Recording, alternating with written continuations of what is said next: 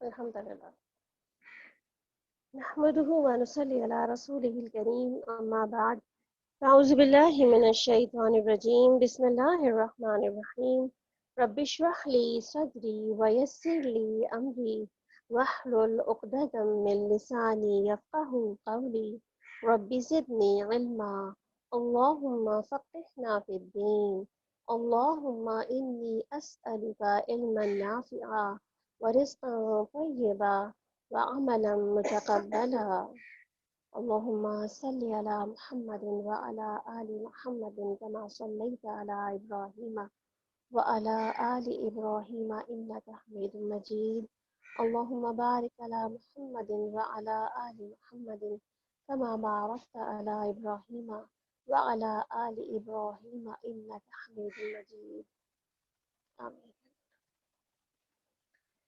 सूरत अल-फुरक़ान बिस्मिल्लाहिर्रहमानिर्रहीम तबारकल्लज़ी नज़्ज़ल अल-फुरक़ान अला अब्दिही लियकूना लिलआलमीन नज़ीरा।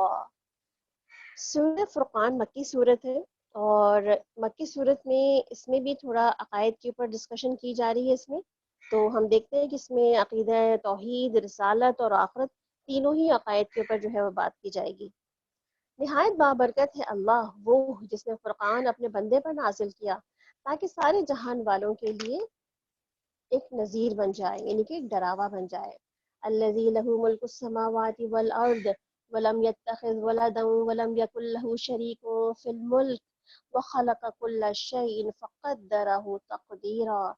और वो ज़मीन और आसमान की बादशाही का मालिक है जिसने किसी को बेटा नहीं बनाया, जिसके साथ बादशाही में कोई शरीक नहीं है, जिसने हर चीज़ को पैदा किया फिर उसकी एक तकदीर मुकर्रर की। तकदीर जो है वो अल्लाह सुब्हान ताला ने कहा कि हमने तकदीर बहुत पहले लिख दी थी। कब लिख दी थी? हमने इससे पहले भी बात की है कि रसूल अकरम सल्लल्लाहु अलैहि वसल्लम ने फरमाया कि ज़मीन और आसमान की तख्लीक से 50,000 साल कबल पहले ही मखलूक़ात की तकदीरें लिखी जा चुकी थी। और फरमाया कि अल्लाह का, और ये भी लिखा जा चुका था साथ में लिखने की, कि अर्श अल्लाह ताला का पानी के ऊपर है। इसका मतलब है कि हर बंदे की तकदीर में क्या चीज़ें हैं वो लिख दी गई हैं। कहते हैं कि चार यानी कि पांच चीजें तो ऐसी हैं जो तकरीबन हर बंदे की रिस्क, हर बंदे की ही तकदीर में लिखी गई हैं। उसमें क्या क्या चीजें हैं कि उसकी उम्र क्या होगी, उसको रिस्क कितना मिलेगा, वो अमल क्या करेगा, वो सख्त मिजाज होगा यानी कि शकी होगा, बदबख्त होगा, या वो खुश मिजाज होगा, सईद होगा, तो खुशबख्त होगा। तो अल्लाह सुब्हान ताला ने फरमाया कि ये चार पांच चीजें जो है ये तकदीर पर सबकत नहीं ले जा सकती। मगर अब सवाल ये पैदा होता है कि अगर अगर इंसान के पास सब कुछ लिखा हुआ है तो फिर चॉइस क्या रह गई है? तो चॉइस असल में ये है कि वो तो अल्लाह ने जो तकदीर में लिखा है ना, वो अल्लाह ताला ने साथ में चॉइस भी हमें दे रखी है। कि जो लिख दी गई है सो लिख दी गई है, मगर साथ में वो चॉइसेस के साथ लिख दी गई है। यानी कि अल्लाह ने अपना साबिक इल्म जो था वो बता दिया है कि अल्लाह को पता है कि ये बंदा जो है इसके साथ तमाम इसको इख्तियारात भी मिल जाएंगे, इस बंदे के साथ तमाम इसको जो है अल्लाह ताला अपॉर्चुनिटीज भी दे दें, इसके बावजूद भी ये क्या करेगा, अल्लाह ताला ने वो लिखा हुआ है वहाँ पे। ठीक है, तो ये कोई कंफ्यूजन की बात नहीं है कि अल्लाह ताला ने तकदीर लिख दी है तो अब हम क्या करें, अब तो जो होना जो लिखा हुआ है वही होगा। जी नहीं, इसका मतलब ये नहीं है, ये तो अल्लाह का इल्म है कि अल्लाह ने अपने इल्म की बिना पर लिख दिया है। जैसे आप में से बहुत सारी मदर्स होंगी, बहुत से पेरेंट्स होंगे, तो आपने अपने बच्चों को बाजू कहा ना, देखा मैंने कहा था ना तुम फेल हो जाओगे। तो आप ये कैसे कहते हैं, हमने तकदीर लिखी किसी की, आपको पता है इसके बारे में, आपको गैब जानते हैं आप। या मुझे पता था ना तुम अब ये कर रहे हो ना, हाथ कट जाएगा तुम्हारा। ये तुम अभी तुम ये चल रही हो ना, कूद रही हो, तुम गिर जाओगी। ये हम क्या कह रहे होते हैं, ये अपना एक बिफोर इल्म होता है हमारा, एक्सपीरियंस होता है हमारा, या मुशाहिदा होता है हमारा, उसकी बिना पर हम कह रहे होते हैं। तो अल्लाह सुब्हानहू तआला ने भी वो, चूंकि वो तकदीर लिखी हुई है हर इंसान की, तो अल्लाह ताला ने अपने इल्म, जो साबिक इल्म है अल्लाह सुब्हानहू तआला का, उसकी बिना पर अल्लाह को पता है कि ये बंदा जो है वो क्या होगा, इन द एंड रिजल्ट क्या होगा और क्या नहीं होगा। इस बिना पर अल्लाह सुब्हानहू तआला ने तकदीर की पांच चीजें हर बंदे की ही लिख रखी हैं। वत्तखज़ू मिन दूनिही आलिहा ला यख्लुकून शैअन व हुम युख्लकून। लोगों ने उसे छोड़कर ऐसे इलाह बना लिए हैं जो किसी को पैदा नहीं करते बल्कि खुद ही पैदा किए जाते हैं, बल्कि वो खुद अपने लिए भी किसी नफा नुकसान का इख्तियार नहीं रखते, जो ना मार सकते हैं ना ही जला सकते हैं, यानी कि ना जिंदा करके उठा सकते हैं और ना मरे हुए को दोबारा से उठा सकते हैं। یعنی کہ اللہ کے بغیر لوگوں نے ایسے الہ بھی بنا لیے ہیں جو کوئی رائٹ نہیں رکھتے، کسی چیز کا ان کے پاس اختیار نہیں ہے۔ وقال الذين كفروا ان هذا الا افك افتراه، جن لوگوں نے نبی صلی اللہ علیہ وسلم کی بات ماننے سے انکار کر دیا وہ کہتے ہیں یہ فرقان تو ایک من گھڑت چیز ہے۔ نعوذ باللہ، اس قرآن کی باتوں کو کہتے ہیں کیا کہ یہ تو ایک لکھی لکھائی من گھڑت باتیں ہیں، خود ہی لوگوں نے اپنے طور پہ لکھ کر رکھ دی ہیں، جسے اس شخص نے آپ ہی گڑھ لیا ہے، یا کچھ لوگوں نے اس کام میں اس کی مدد کی ہے۔ بہت بڑا ظلم اور جھوٹ ہے جس پہ یہ لوگ اتر آئے ہیں۔ لوگ کہتے ہیں کہ یہ کہتے ہیں کہ پرانے لکھی ہوئی کتابوں میں سے کچھ چیزیں ہیں جنہیں یہ شخص نقل کرواتا ہے، یعنی کہ یا تو یہ کہتے ہیں کہ آپ صلی اللہ علیہ وسلم خود لکھ لاتے ہیں، یا کہتے ہیں کسی سے لکھوا لاتے ہیں، یا تو پرانی اس کو صحیفے رکھے ہیں کہیں پہ، پرانی کتابیں جو ہے رکھی ہوئی ہیں تو ان سے لکھ لکھ کر کے جو ہے وہ نقل کر کے لے آتا ہے ہمارے پاس، اور اسے وہ صبح شام سنائی جاتی ہیں۔ اے محمد صلی اللہ علیہ وسلم ان سے کہو کہ اسے نازل کیا گیا ہے اس نے جو زمین اور آسمان کے راز جانتا ہے، یعنی کس نے نازل کیا ہے؟ اللہ سبحانہ تعالیٰ نے۔ کون ہے الہ؟ جو کہ اس پوری کائنات کو جاننے والا ہے، پوری کائنات کی تقدیر لکھنے والا ہے، پوری کائنات کا مالک ہے۔ حقیقت یہ ہے کہ وہ بڑا ہی غفور اور رحیم ہے، یعنی کہ اللہ غفور الرحیم ہے۔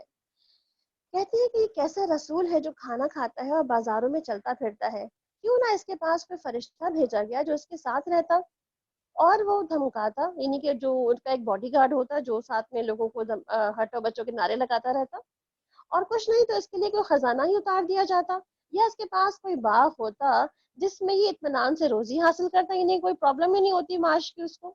اور ظالم کہتے ہیں کہ تم لوگ تو ایک سحر زدہ آدمی کے پیچھے لگ گئے ہو، دیکھو یہ کیسی عجیب حجتیں ہیں جو تم لوگوں کے آگے جو یہ لوگ تمہارے آگے پیش کر رہے ہیں، ایسے بہکے ہوئے ہیں کہ کوئی ٹھکانے کی بات ان کو نہیں سوچتی۔ تبارک الذی انشاء جعل لک خیرا، بہت بابرکت ہے وہ اگر وہ چاہے تو ان کی تجویز کردہ چیزوں سے بھی زیادہ بڑھ چڑھ کر تم کو دے سکتا ہے، یعنی کہ اللہ اس سے کہیں بڑا ہے کہ جو یہ کہہ رہے ہیں کہ یہ بھی ہو جائے، پیچھے ہم نے پڑھا نا سونے کا گھر بن جائے تو چشمے جاری ہو جائے تو فلاں ہو جائے، تو اللہ تعالیٰ کیا فرمانا ہے، اللہ تعالیٰ چاہے تو اپنی ساری چیزوں کی انعامات جو ہے وہ اپنے بندے کو دے سکتا ہے۔ ایک نہیں بہت سارے باغ جن کے نیچے نہریں بہتی ہوں گی، اور بڑے بڑے محلات بھی۔ اصل بات یہ ہے کہ یہ لوگ اس گھڑی کو جھٹلا چکے ہیں جو یعنی کہ اللہ تعالیٰ کیا کہہ رہے ہیں یہاں پہ، عقیدہ آخرت کی بات کر رہے ہیں یہاں پہ، پہلے رسالت کی بات ہوئی، آخرت کی بات ہو رہی ہے کہ یہاں پر لوگ جو ہے اس گھڑی کو، مطلب اللہ تعالیٰ کی آنے والی جو گھڑی ہے جس کو ہم ساعت کہتے ہیں، ساعت کہتے ہیں، قیامت کہتے ہیں، تو اللہ تعالیٰ فرما رہے ہیں کہ اصل تو بات یہ ہے کہ یہ لوگ اس آنے والے دن کو جھٹلا چکے ہیں۔ اور وہ دن کو جھٹلاتے کیوں ہیں؟ وہاں پر کیا ہے اللہ تعالیٰ نے ان کے لیے بنایا؟ ان کے لیے تو ہم نے بھڑکتی ہوئی آگ مہیا کر رکھی ہے جو دور سے ان کو دیکھے گی تو یہ اس کے غضب اور جوش کی آوازیں سن لیں گے، اور جب یہ اس میں تنگ جگہ پر ٹھوسے جائیں گے تو اپنی موت کو پکارنے لگیں گے، اور کہا جائے گا ان سے آج ایک موت کو نہیں کئی موتوں کو پکارو۔ یعنی کہ آج جو تم قیامت کے دن کو جھٹلا رہے ہو، اور قیامت کے دن کو جھٹلانے کی بنا پر قیامت کے لیے وہ تیاری ہی نہیں کر رہے، تو پھر کیا ہوگا کہ پھر اس دن تمہاری جگہ وہاں ہوگی جہاں پہ تم آج کتنی بھی موتیں پکارو گے مگر تمہیں موت نہ آئے گی۔ ان سے پوچھو کہ یہ انجام اچھا ہے یا ابدی جنت جس کا وعدہ پرہیزگاروں سے کیا گیا ہے، جو ان کے عمل کی جزا ان کے سفر کی آخری منزل ہوگی، جس میں ان کی ہر خواہش پوری ہوگی، جس میں وہ ہمیشہ ہمیشہ رہیں گے، جس کا عطا کرنا تمہارے رب کے ذمے ایک واجب الادا وعدہ ہے۔ یوم یحشرہم وما یعبدون من دون اللہ، اور وہ دن ہوگا کہ جب بھی ان لوگوں کو بھی گھیر لایا جائے گا اور ان کے معبودوں کو بھی بلا لے گا جنہیں آج ہی اللہ کو چھوڑ کر پوج رہے ہیں، پھر وہ ان سے پوچھے گا کیا تم نے میرے بندوں کو گمراہ کیا تھا یا خود راہ راست سے بھٹک گئے؟ عرض کریں گے کہ پاک ہے آپ کی ذات، ہماری تو یہ مجال نہ تھی کہ آپ کے سوا کسی کو اپنا مولا بنائیں، مگر آپ نے ان کو اور ان کے باپ دادا کو خوب سامان زندگی دیا، حتیٰ کہ یہ سبق بھول گئے اور شامت زدہ ہو کر رہے، یوں وہ جھٹلا دیں گے۔ کون جھٹلا رہے ہیں؟ معبود جھٹلا رہے ہیں، یعنی کہ وہ معبود جن کو آج پوج رہے ہیں، جن کے در پر آج ہم بیٹھے ہیں مجاور بن کر کے، جن کی قبروں پہ ہم بیٹھے ہیں کہ یہی بچا لیں گے، یہی چھڑا لیں گے، یہی ہمیں قیامت کے دن اللہ کے دامن سے جو ہے وہ اللہ کی سزاؤں سے بچا لیں گے، تو کہا جا رہا ہے کہ وہ معبود یہ سب کہہ رہے ہیں کہ یہ تو کچھ اور ہی وجہ تھی ان کو ہمیں الہ بنانے کی، یہ ہم نے کچھ نہیں کہا تھا ان کو۔ تو وہ معبود جو تمہاری ان باتوں کو جو آج کہہ رہے ہو، پھر تم اپنی شامت کو نہ ٹال سکو گے، یعنی کہ جب تمہیں وہ حجت مل جائے گی کہ تمہارے معبود ہی تمہیں جھٹلا دیں گے، تو پھر کیا ہوگا؟ پھر تم اپنی شامت کو نہ ٹال سکو گے اور پھر کہیں مدد بھی نہ پا سکو گے، اور جو بھی تم میں سے ظلم کرے اسے ہم سخت عذاب کا مزہ چکھائیں گے۔ اور اے محمد صلی اللہ علیہ وسلم، تم سے پہلے جو بھی رسول ہم نے بھیجے تھے وہ سب کھانا کھانے والے اور بازاروں میں چلنے پھرنے والے ہی لوگ تھے۔ دراصل ہم نے تم لوگوں کو ایک دوسرے کے لیے آزمائش کا ذریعہ بنا دیا، کیا تم صبر کرتے ہو؟ تمہارا رب سب کچھ دیکھتا ہے۔ یعنی کہ کیا کہا جا رہا ہے یہاں پہ؟ اتصبرون، کیا تم صبر کرو گے؟ اب دیکھیں، بعض اوقات بہت ساری ایسی چیزیں ساتھ ساتھ آ جاتی ہیں نا، تو اللہ سبحانہ تعالیٰ یہاں پہ کیا فرما رہے ہیں کہ لوگ جھٹلاتے بھی ہیں، نہیں مانتے بھی ہیں، یا بعض لوگ آپ پر ہی لوگ تہمتیں بھی لگانا شروع کر دیتے ہیں، اور آپ کی جہاں سے آپ پڑھ رہے ہوتے ہیں، اداروں پہ کام کر رہے ہوتے ہیں، ان جگہوں کو بھی بدنام کرنا اور ان کو بھی جو ہے بری بری باتیں نکالنے شروع کر دیتے ہیں۔ تو اللہ تعالیٰ ان تمام باتوں کا جواب آپ صلی اللہ علیہ وسلم کو کیا دے رہے ہیں؟ اتصبرون، کیا تم صبر کرو گے؟ یعنی کہ صبر میں کیا چیزیں آ جاتی ہیں؟ پھر درگزر کرنا، ان کی خیر خواہی کرنا، ان سے پھر اللہ سے اجر کی توقع رکھنا، پھر اللہ سے دعا مانگتے رہنا کہ اللہ ہی جو ہے وہ آپ کے مسئلے کا حل کر دے، اور پھر اللہ کی شکر گزاری کہ اس نے آپ کو اس قابل بنایا کہ آپ جو ہے وہ آپ لوگوں تک پیغام پہنچانے والے بنے۔ وقال الذين لا يرجون لقاءنا لولا انزل علينا الملائكة او نرى ربنا، اور جو لوگ ہماری ملاقات کی امید نہیں رکھتے وہ کہتے ہیں کیوں نہ فرشتے ہمارے پاس بھیجے جائیں یا پھر ہم اپنے رب کو دیکھیں۔ بڑا تکبر لے بیٹھے یہ اپنے آپ میں اور حد سے گزر گئی اپنی سرکشی میں۔ یعنی کہ انسان بعض اوقات کہتے ہیں نا، جب اللہ کی نہیں مانتا تو پھر انتہائی سرکشی پہ اتر آتا ہے اور کہتا ہے کہ جو دل چاہے کر لو، ہمیں نہیں ماننا تو ہم نہیں مانیں گے۔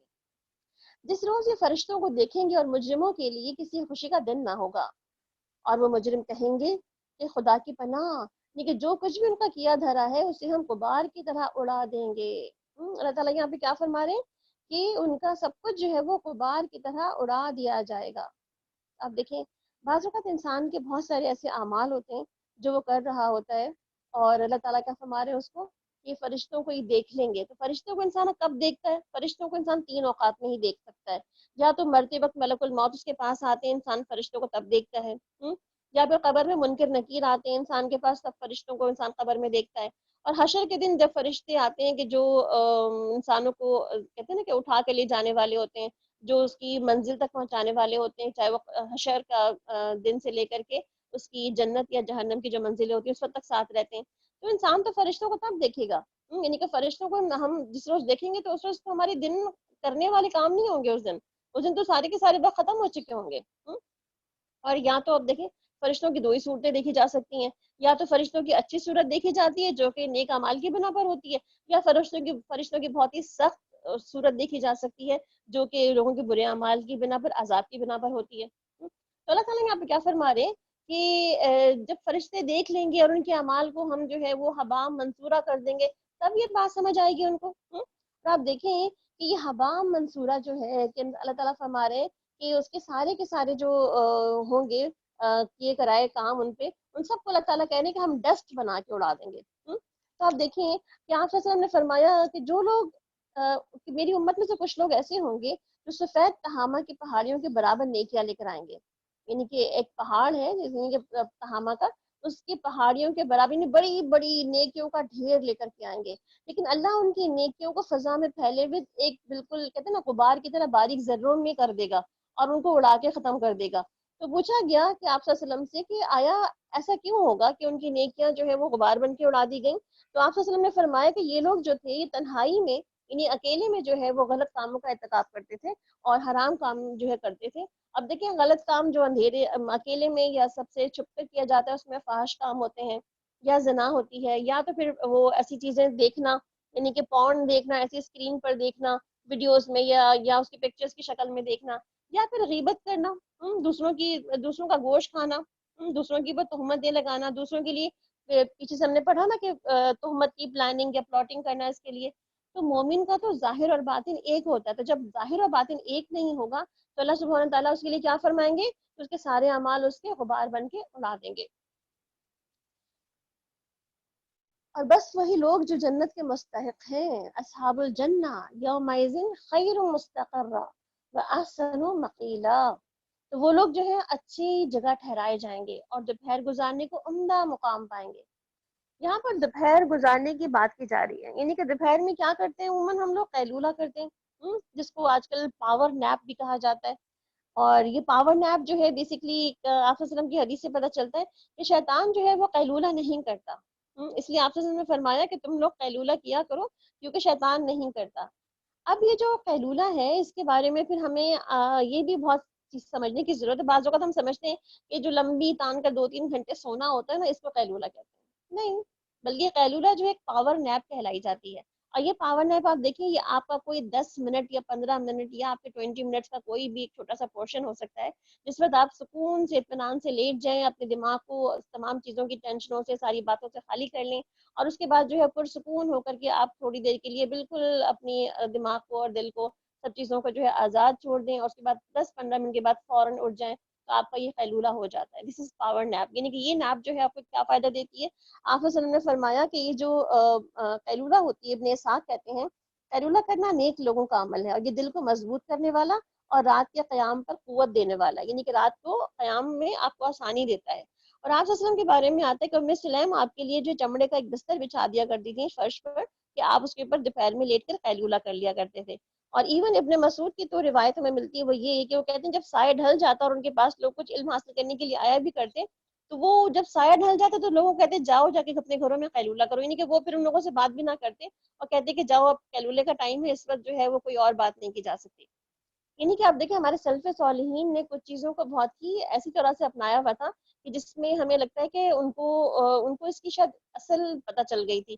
یعنی کہ پاور نیپ تو اب آج ایک نیو ٹرمینالوجی کے طور پہ یوز ہو رہا ہے اور ہم اس کو سمجھ رہے ہیں کہ واقعی یہ نیپ بہت ضروری ہے. اور آپ دیکھتے ہوں گے بہت سے ویڈیوز میں آپ نے دیکھا ہوگا کہ چائنیز اور جاپنیز اور دوسرے ایسے تمام ملکوں میں باقاعدہ ان کو اپنے کاموں کے درمیان فیکٹریز میں 10 منٹ کی یا 12 یا 15 منٹس کی بریک دی جاتی ہے جس وقت ان کو صرف اور صرف پاور نیپ لینی ہوتی ہے.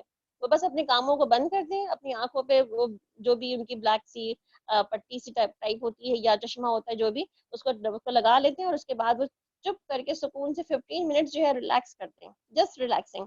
تو وہ کہتے ہیں کہ دس از پاور نیپ. اور اس کے کیا فائدے ہوتے ہیں؟ انسان جب دوبارہ سے اپنے کاموں میں جا رہا ہوتا ہے تو پھر وہ بہت ہی وہ کہتے ہیں نا کہ آپ کی جب بیٹری صبح سے کام کرتے کرتے جو تھوڑی سی ڈسچارج ہونے لگتی ہے اور اس کی بیٹری لو ہونے لگتی ہے تو کہتے ہیں کہ یہ جو ہے پاور نیپ آپ کی بیٹری کو دوبارہ سے فل کر دیتا ہے. اس کا سمجھ لیں، اس کو تو آسانی ہوگی.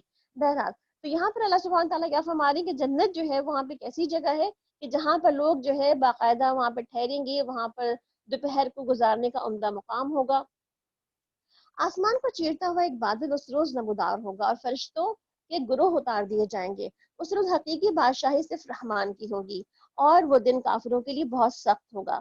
ظالم انسان اپنے ہاتھوں کو چبائے گا اور کہے گا کاش میں نے رسول کا ساتھ دیا ہوتا، ہائے میری کمبختی، کاش میں نے فلاں شخص کو دوست نہ بنایا ہوتا، اس کے بہکائے میں آ کر میں نے وہ نصیحت نہ مانی جو میرے پاس آئی تھی. شیطان انسان کے حق میں بڑا ہی بے وفا نکلا. اور رسول کہیں گے کہ اے میرے رب، میری قوم کے لوگوں نے اس قرآن کو نشانہ تضحیق بنا لیا تھا. یہاں پہ رسول صلی اللہ علیہ وسلم کیا فرمائیں گے؟ اتخذوا هذا القرآن مہجورا، مہجور کر دیا تھا. مہجور کے دو معنی لیے جاتے ہیں، ایک تو مہجور کا مطلب ہے تو چھوڑ دینا اور دوسرا مطلب ہوتا ہے اس کو مذاق کا نشانہ بنا دینا. تو یہاں پہ کیا فرمائیں گے آپ صلی اللہ علیہ وسلم کہ میری قوم نے کیا کیا؟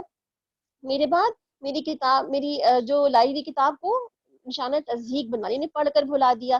ابن قیم کہتے ہیں الجوزیہ کہ قرآن کو ترک کرنے کی 5 اقسام ہوتی ہیں. ایک تو یہ اس کو سننا ہی نہ ایمان لانا اس کے اوپر، اور دوسرا اس پر عمل نہ کرنا، نہ اس کے حرام و حلال پر رکنا. تیسرا اس کو حاکم نہ بنانا اپنے، یعنی کہ اپنے فیصلے اس سے نہ لینا، اپنے مسائل کے حل نہیں ڈھونڈنا اس سے. پھر چوتھا اس پہ غور نہ کرنا، اس کے فہم کو سمجھنے کی کوشش ہی نہ کرنا. اور پانچواں اس کے ذریعے سے علاج نہ کرنا. یعنی کہ اللہ سبحانہ تعالیٰ نے کیا بتا دیا ہمیں کہ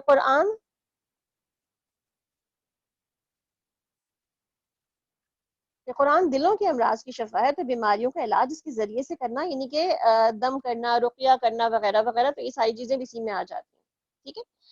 تو یہاں سے ہمیں یہ پتہ چلا کہ اللہ سبحانہ تعالیٰ جو ہے ہمیں کیا بتا رہے ہیں کہ قرآن کس لیے بھیجا گیا ہے، اس کو سنا جائے، ایمان لایا جائے، عمل کیا جائے، اس کو اپنا حاکم بنایا جائے، اس پہ غور و فکر کیا جائے اور اس کے ذریعے سے اپنا علاج کیا جائے. اور آپ دیکھیں آج دنیا میں کتنے علاج ہے نا، باقاعدہ آپ دیکھ رہے ہوں گے کہ اب کتنی ویکسینز بنائی جا رہی ہیں، علاج بنانے کی کوششیں کی جا رہی ہیں. کیوں؟ تاکہ ہم اس بیماری سے چھٹکارا پا سکیں. مگر آپ یہ بھی تو دیکھیں کہ اللہ سبحانہ تعالیٰ نے کیا قرآن کو نہیں کہا کہ یہ شفا ہے، شفاء لما فی الصدور ہے، شفاء للناس ہے. اس کا مطلب یہ نہیں کہ ہم یہ صرف یہ کہتے ہیں کہ ہم سے جو باہر جو دوائیاں یا ویکسینز یا جو بھی چیزیں بنائی جائے اس پہ بھروسہ کریں، بلکہ قرآن پہ ہم بھروسہ کر سکتے ہیں، قرآن سے ہم علاج کر سکتے ہیں. اس لیے اگر آپ میں سے کوئی بھی جو پریشان ہے کسی بھی مرض کی بنا پر، تو ساتھ ساتھ آپ اگر دوا لے رہے ہیں، ڈاکٹر کے پاس بھی جا رہے ہیں، مگر ساتھ میں قرآن کو بھی ایک شفا کا ایک اور ذریعہ سمجھ کر، اس کو ایک دوا سمجھ کر اس کو ساتھ ساتھ رکھیں. اور دن میں کئی وقت میں اس کی دعائیں اور اس کی قرآن کو پڑھنا، اس کو سمجھنا، اس کو اپنے دل میں محفوظ کرنا، بلکہ یہ سارے کام کریں تاکہ اللہ سبحانہ تعالیٰ آپ کے اندر سے وہ ساری بیماریاں جو ہے وہ آہستہ آہستہ کر کے ایسے ہی نکال دے گا انشاءاللہ. اے محمد صلی اللہ علیہ وسلم، ہم نے اسی طرح تو مجرموں کو ہر نبی کا دشمن بنایا ہے، اور تمہارے لیے رب کی رہنمائی و مدد ہی کافی ہے، یعنی کہ اللہ سبحانہ تعالیٰ ہی مدد کے لیے کافی ہے. وقال الذين كفروا لولا نزل عليه القرآن جملة واحدة. منکرین کہتے ہیں کہ اس شخص پر سارا قرآن ایک ہی وقت میں کیوں نہ اتار دیا گیا. یعنی ایک اور اعتراض کا جواب دیا جا رہا ہے یہاں پہ، ایک ہی وقت میں سارا قرآن کیوں نہ اترا، اللہ تعالیٰ کیوں 22 سال کے عرصے میں تھوڑا تھوڑا کر کے اتارتے رہے. اب دیکھیں اللہ تعالیٰ نے یہ ایک تدریج رکھی ہے قرآن کو نازل کرنے کی. اگر ایک ہی دفعہ میں سارا قرآن اتر جاتا، سوچیں آپ کے آج جب کو پڑھتے ہوئے ماشاءاللہ سے جو ہے وہ 18-20 مطلب 19 دن ہو چکے ہیں الحمدللہ، اور اس دن یہ 19 دن کی جو ساری باتیں آپ نے ایک ایک پارہ کر کے پڑھی ہیں، اگر آپ کو یہ پورے کے پورے 30 پارے کے سارا کا سارا پیکج ایک دم سے فرسٹ ڈے آپ کے ہاتھ میں پکڑا دیا جاتا، تو کہا جاتا کہ یہ ہے کتاب، دن رات صبح شام کر کے آپ کو دے دیا جاتا کہ یہ لو پکڑو اپنی کتاب. آپ اس میں سے کتنا سمجھ پاتے، کتنا ریٹین کر پاتے، کتنا اس کو جو ہے اپنے لیے قابل عمل کر پاتے. آپ خود ہی سوچنے کہ ہم کیا کرتے ہیں اس وقت. تو اللہ سبحانہ تعالیٰ نے انسان کی ایک طرح سے نیچر میں، انسان کی جو ایک طرح سے آپ کہہ سکتے ہیں کہ لینے کی پاور جو ہے انسان کی چیزوں کی جذب کرنے کی، سمجھنے کی، اپنے اندر ایبزارب کرنے کی، اسی وجہ سے اللہ سبحانہ تعالیٰ نے اس کو تدریجاً نازل کیا ہے. اور آپ دیکھیں کہ روزانہ ہم قرآن پاک جب اٹھاتے ہیں تو ہمارے کئی سوال ہمارے ذہنوں میں ہوتے ہیں. آپ کے بھی بہت سے سوال آپ کے ذہنوں میں ہوتے ہوں گے، ہے نا. جب ہم روزانہ قرآن شروع کرتے ہیں تو بہت سے سوال آپ کے ذہنوں میں ہوتے ہوں گے، مگر ہوتا کیا ہے کہ جیسے جیسے آپ پارہ پڑھتے چلے جاتے ہیں، قرآن کی آیتیں آتی چلی جاتی ہیں، بہت سی پریشانیوں کا حل تو قرآن پاک خود ہی بتا دیتا ہے. بہت سارے مسائل تو اس میں ہی آ کر حل ہو جاتے ہیں. اور آپ دیکھیں کہ بہت سے لوگ جو قرآن کی کلاسز وغیرہ میں بھی جا رہے ہوتے ہیں، ان سے بھی اگر آپ پوچھیں تو وہ یہ کہتے ہیں کہ ڈیلی ہمارے ذہنوں میں بہت سے سوالات ہوتے ہیں، ڈیلی لگتا ہے قرآن ہم سے باتیں کر رہا ہے اور ہمارے مسئلے کو یہ ایڈریس کر رہا ہے. اس کا مطلب کیا ہے، اللہ تعالیٰ نے کیا فرمایا کہ یہ اگر ایک وقت میں اتار دیا جاتا تو اس کی جو روزانہ لازم ہونے کی جو حکمت ہے، تھوڑا تھوڑا لینے کے جو فائدے ہیں، یہ فائدے حاصل نہ ہوتے. اور ہاں، ایسا اس لیے کیا گیا ہے کہ اس کو اچھی طرح ہم ذہنشی کرتے رہیں، اور ہم اس کو خاص ترتیب کے ساتھ الگ الگ اجزاء کی شکل دی ہے. یعنی کہ باقاعدہ آپ دیکھتے ہیں ہم نے اس کو چیپٹرز ڈیوائڈ کر دیے ہیں. یعنی ایک چیپٹر میں کمپلیٹ ٹاپک ہے، پھر ایک چیپٹر، پھر دوسرا چیپٹر، اس طرح. اور دوسری تقسیم ہم لوگوں نے بھی کر رکھی ہے، خود ساختہ جو ہم نے کی ہوئی ہے، وہ پاروں میں بانٹ رکھا ہے اس کو. بہرحال تو اللہ تعالیٰ نے اس کو الگ الگ ترتیب بھی دے رکھی ہے. اور جب کبھی تمہارے سامنے کوئی عجیب سوال وہ لے کر آئے، اس کا ٹھیک ٹھیک جواب ہم نے تم کو بر وقت دے دیا اور بہترین طریقے سے بات کھول دی. جو لوگ اوندھے منہ جہنم کی طرف دھکیلے جانے والے ہیں، ان کا موقف تو بہت برا اور ان کی راہ حد درجہ غلط ہے. ہم نے موسیٰ علیہ السلام کو کتاب دی اور اس کے ساتھ اس کے بھائی ہارون علیہ السلام کو اس کا مددگار بنا دیا، اور ان سے کہا کہ جاؤ اس قوم کی طرف جس نے ہماری آیات کو جھٹلا دیا ہے.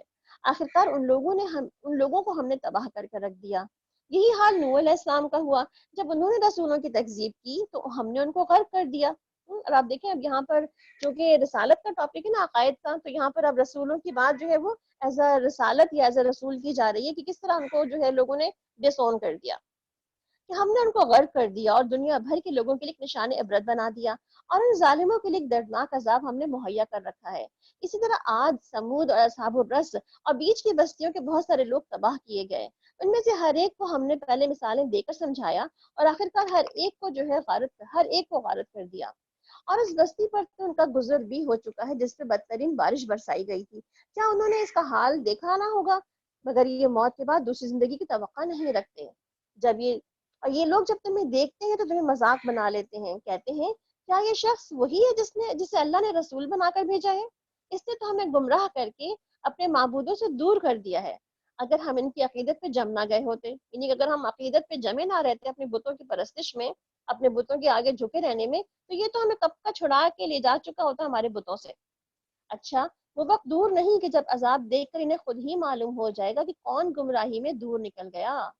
أَرَأَيْتَ مَنِ اتَّخَذَ إِلَٰهَهُ هَوَاهُ فَأَنتَ تَكُونُ عَلَيْهِ وَكِيلًا، کیا تم نے کبھی اس شخص کے حال پہ غور کیا جس نے اپنے خواہش نفس کو اپنا الہ بنا لیا ہو؟ کیا تم ایسے شخص کو راہ راست پہ لانے کا ذمہ لے سکتے ہو؟ خواہش نفس کو انسان کہتے ہیں نا، خواہش نفس کو انسان الہ کیسے بنا لیتا ہے؟ کیونکہ جب اپنے دل کی باتیں ماننا شروع کر دے انسان، تو خواہش نفس انسان کو کہاں لے جاتی ہیں بیسکلی؟ ان دا اینڈ تو جہنم میں ہی لے جائیں گی۔ اور آپ صلی اللہ علیہ وسلم کیا فرماتے ہیں کہ کتنے ہی لوگ ایسے ہیں جو اپنی خواہش کو پورا کرنے میں لگ جاتے ہیں، ان کے لیے قیامت کے دن آگ کے سوا کچھ بھی نہ ہوگا، یعنی کہ صرف دنیا میں اس لیے جی رہے ہیں کہ ہماری جو وانٹس ہے وہ پوری ہو جائیں۔ آپ کو پیچھے میں نے ڈسکس کیا تھا نا، انسان کی کچھ وانٹس ہوتی ہیں، کچھ نیڈز ہوتی ہیں، اور کچھ نیسیسٹیز ہوتی ہیں، اور کچھ لگژریز بھی ہوتی ہیں۔ تو انسان بعض اوقات اپنی وانٹس کو پورا کرنے میں لگ جاتا ہے اور اپنی نیڈز اینڈ نیسیسٹیز کو کہتا ہے کہ یہ تو پوری ہو ہی جائیں گی، مگر ہماری وانٹس بھی ضرور پوری ہو جانی چاہیے، اور اسی وجہ سے عموماً جو ہے لوگ اسی میں لگ جاتے ہیں۔ پھر آپ دیکھیں کہ جو لوگ بھی ہیں اس میں کہ آگ کے سوا جو ہے اللہ تعالیٰ نے فرمایا، اللہ کے رسول نے فرمایا کہ کچھ نہیں ہے۔ تو آپ دیکھیں بعض اوقات خواہش نفس کی پیروی کیا ہوتی ہے کہ انسان نماز پڑھ رہا ہوتا ہے، جب نیند آتی ہے تو پھر کیا کہتا ہے دوسرے تمام کاموں میں لگ جاتا ہے۔ اسی طرح روزے رکھتا ہے انسان تو پھر گرمی ہو یا سردی ہو یا کوئی اور موسم ہو تو لگتا ہے کہ کیسے گزارا جائے گا وہ روزے۔ پھر جب حج کے جانے کی بات آتی ہے تو پھر لگتا ہے اس کو حج پہ جانا بہت مشکل ہے، اتنا مال کیسا خرچ کرے گا انسان۔ اسی طرح مال کی محبت میں انسان بہت لگ جاتا ہے تو پھر زکوٰۃ نہیں نکالتا اپنے مال سے، صدقہ و خیرات نہیں کرتا۔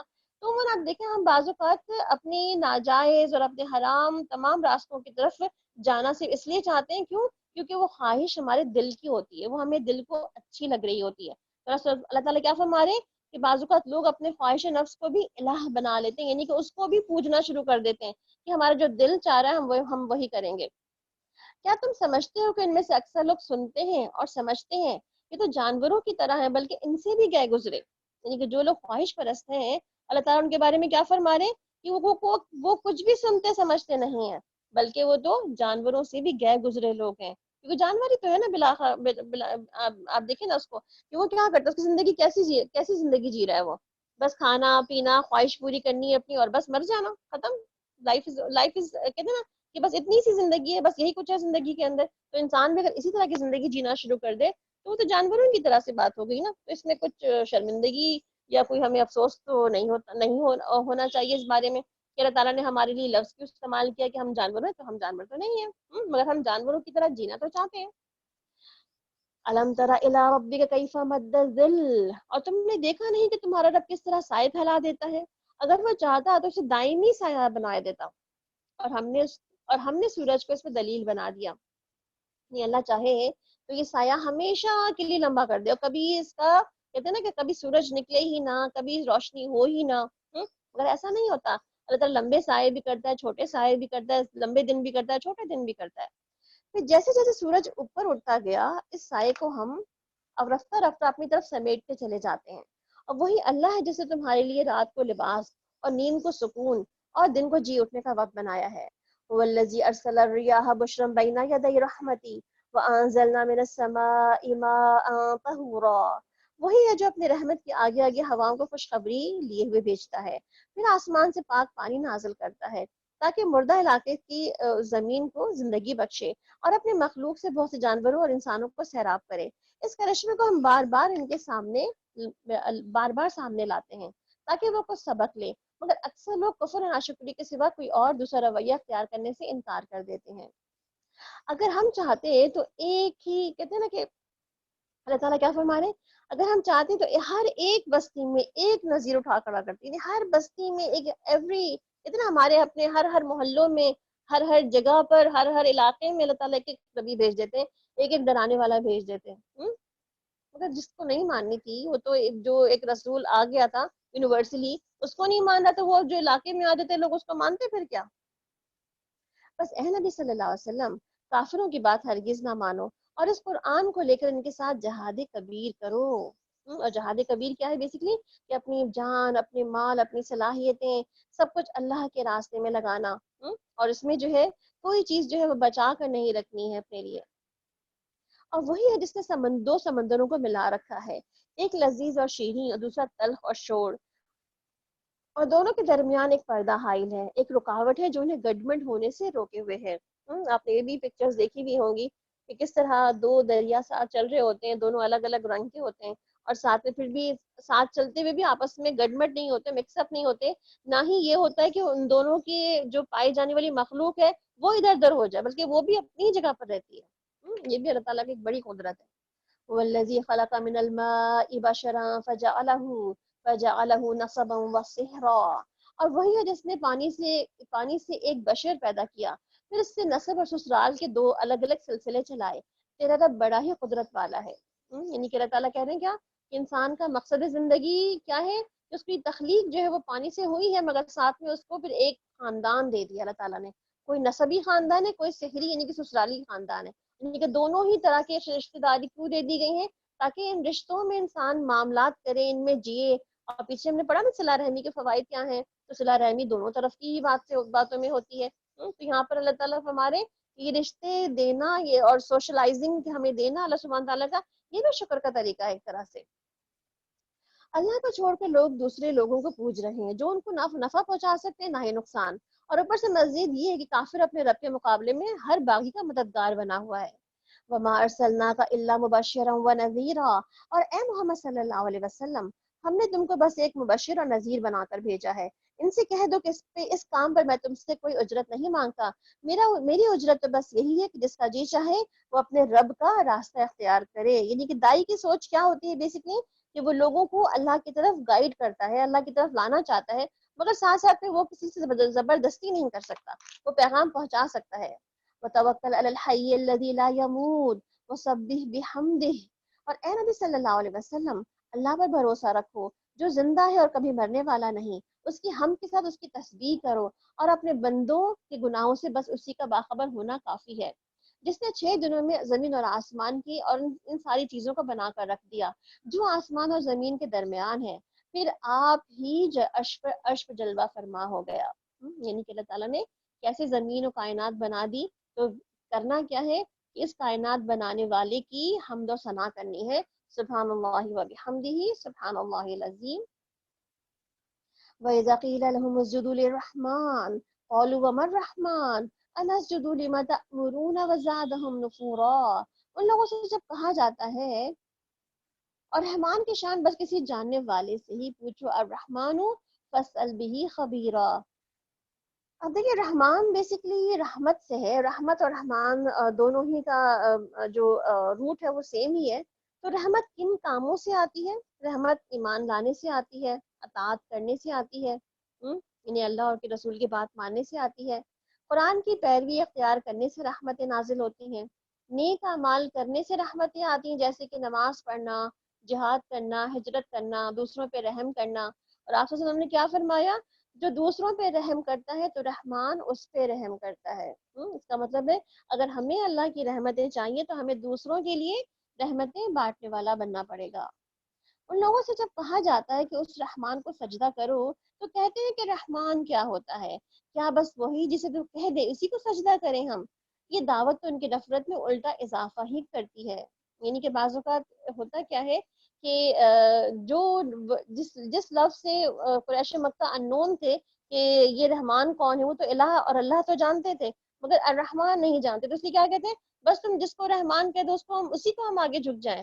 یعنی کہ ان کو اللہ کا بس ایک ہی نام پتا تھا، جبکہ اللہ تعالیٰ نے ہمیں کئی نام بتا رکھے ہیں اپنے، جس میں سے اللہ کا ایک رحمان بھی نام ہے، جس سے ہماری کہتے ہیں نا بسم اللہ الرحمن الرحیم، پھر الحمدللہ میں بھی الرحمن الرحیم، سورۃ الرحمن، پھر ہم نے سورہ مریم میں پڑھ لیا کہ رحمان کون ہے، طٰہٰ میں پڑھ لیا کہ رحمان کون ہے۔ ڈیٹیل تعارف ہے اللہ سبحانہ تعالیٰ کی اس نام کا کہ رحمان کون ہے۔ تبارک الذی جعل فی السماء بروجا وجعل فیہا سراجا وقمرا منیرا، برکت ہے وہ جس نے آسمان میں برج بنائے اور اس میں ایک چراغ اور چمکتا ہوا چاند روشن کیا، وہی جس نے رات اور دن کو دوسرے کا جانشین بنایا، ہر اس شخص کے لیے جو سبق لینا چاہے یا شکر گزار ہونا چاہے۔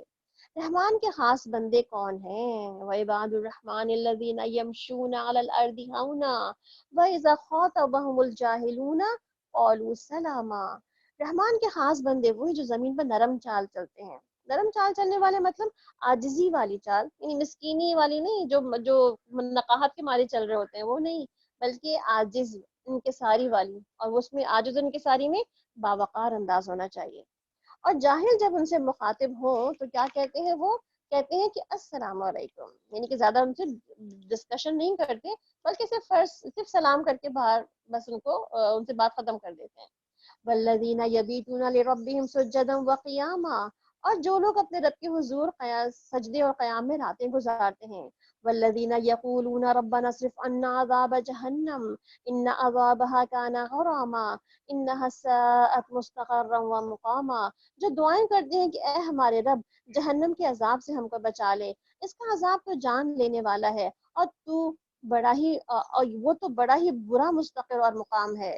یعنی کہ جہنم جو کہ ایسی جانے والی جگہ نہیں کہ جس میں انسان خواہش کر سکے، بلکہ اس کے لیے تو بچنے کی دعا ہی کرنی چاہیے، اور ہمیں اس کے لیے باقاعدہ دعا مانگنی بھی چاہیے. اور وہ کیا دعا ہے جو اللہ سبحانہ تعالیٰ کے رسول نے ہمیں سکھائی ہے؟ ایک چھوٹی سی دعا، اللہم اجرنی من النار. اور دن میں کم از کم صبح شام کی دعاؤں میں ملتا ہے کہ ہم تقریباً صبح فجر کی نماز کے بعد کم از کم 7 ٹائم اللہم اجرنی من النار پڑھیں. تو اب دیکھیں کہ جو بھی جہنم سے پناہ مانگتا ہے تو جہنم بھی اس سے پناہ مانگتی ہے. اور کیا کہتی ہے اللہ تعالیٰ سے کہ اللہ تعالیٰ اس کو مجھ سے دور کر دے. یعنی کہ کم از کم 3 دفعہ تو ہمیں کہنی ہی چاہیے. اور یہ خیر رمضان کے دن ہے، جہنم سے آزاد ہونے کے دن ہے، تو اس لیے ہمیں خصوصاً عذاب جہنم سے اللہ تعالیٰ کی پناہ مانگنی بھی چاہیے، اور اس کے لیے دعا بھی کرتے رہنا چاہیے تاکہ اللہ تعالیٰ ہمیں اس سے دور کر دے. اللہم اجرنا من النار. آمین. والذین اذا انفقوا لم يسرفوا ولم يقتروا وكان بين ذلك قواما. اور جو خرچ کرتے ہیں تو نہ تو فضول خرچی کرتے ہیں اور نہ ہی بخل، بلکہ ان کا خرچ دونوں انتہاؤں کے اعتدال پر رہتا ہے، یعنی محتاط انداز میں خرچ کرتے ہیں. یعنی کہ مال کے معاملے میں بھی بڑے کانشیس رہتے ہیں، مال بیجا اڑاتے نہیں، ختم نہیں کر دیتے، بلکہ بہت دیکھ بھال کے خرچ کرتے ہیں. اپنے اوپر بھی خرچ کرنا ہے تو اسراف نہیں کرنی، اور دوسروں پہ بھی خرچ کرنا ہے تو یہ دیکھنا کہ کہاں ضرورت کتنی زیادہ ہے کس کے لیے. اللہ کے سوا کسی اور کو الہ نہیں پکارتے، اللہ کی حرام کی ہوئی کسی جان کو ناحق ہلاک نہیں کرتے، اور نہ زنا کے مرتکب ہوتے ہیں. یہ کام جو کوئی کرے وہ اپنے گناہ کا بدلہ پا لے گا، اور قیامت کے روز جو اس کو دوہرا کر عذاب دیا جائے گا، یعنی کہ اس کو ایک بھی نہیں بلکہ دوہرا عذاب دیا جائے گا، اور وہ اسی میں ہمیشہ ذلت کے ساتھ پڑا رہے گا، اللہ یہ کہ کوئی توبہ کر چکا ہو اور ایمان لا کر صالح عمل کرنے لگا ہو. یعنی کہ جو شخص کہتے ہیں نا کہ اصل میں جو شخص بچا لیا گیا اللہ کی اس جہنم کی آگ سے، تو اصل کامیابی تو یہی ہے. یعنی آپ صلی اللہ علیہ وسلم نے کیا فرمایا کہ جو شخص آگ سے بچا لیا گیا اور جنت میں ڈال دیا گیا تو اصل کامیابی یہی ہے. اس لیے ہمیں جہنم سے، اس کے عذاب سے پناہ مانگنے کی ضرورت ہے. ایسے لوگوں کی برائیوں کو اللہ بھلائیوں میں بدل دے گا.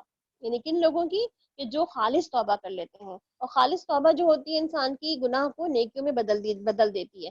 اس لیے اپنے اعمال نامے میں لکھے جانے والے وہ جو برائیاں ہیں ہماری، جس کو ہم کرنے کی نیت بھی کر لیتے ہیں اور بعد میں نہیں کرتے، تو پھر وہ بھی نیکی لکھ لی جاتی ہے. اور بعد میں اگر ہم اس بھلائیوں کو کرنا شروع کر دیتے ہیں تو وہ بھلائیاں ہمارے لیے 10 ٹائم اور 700 ٹائمز بھی بڑھا دی جاتی ہیں. تو اللہ سبحانہ تعالیٰ ہمیں یہاں پہ کیا بتا رہے ہیں کہ انسان بعض اوقات گناہ میں جکڑ لیا جاتا ہے، مگر اس سے توبہ کر کے باہر نکل سکتا ہے. جیسے آپ کہتے ہیں نا کہ بعض اوقات ایسا لباس کسی نے پہن لیا ہو جو کہ بالکل ہی زنجیروں والا ہو، اور وہ جب آہستہ آہستہ کبھی کھل جائے، اس کے آنکڑے کھلنے لگے تو کتنا وہ ڈھیلا ہو جاتا ہے.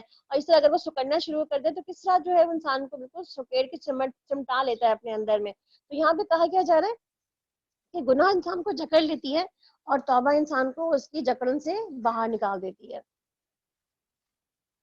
اور وہ بڑا غفور و رحیم ہے.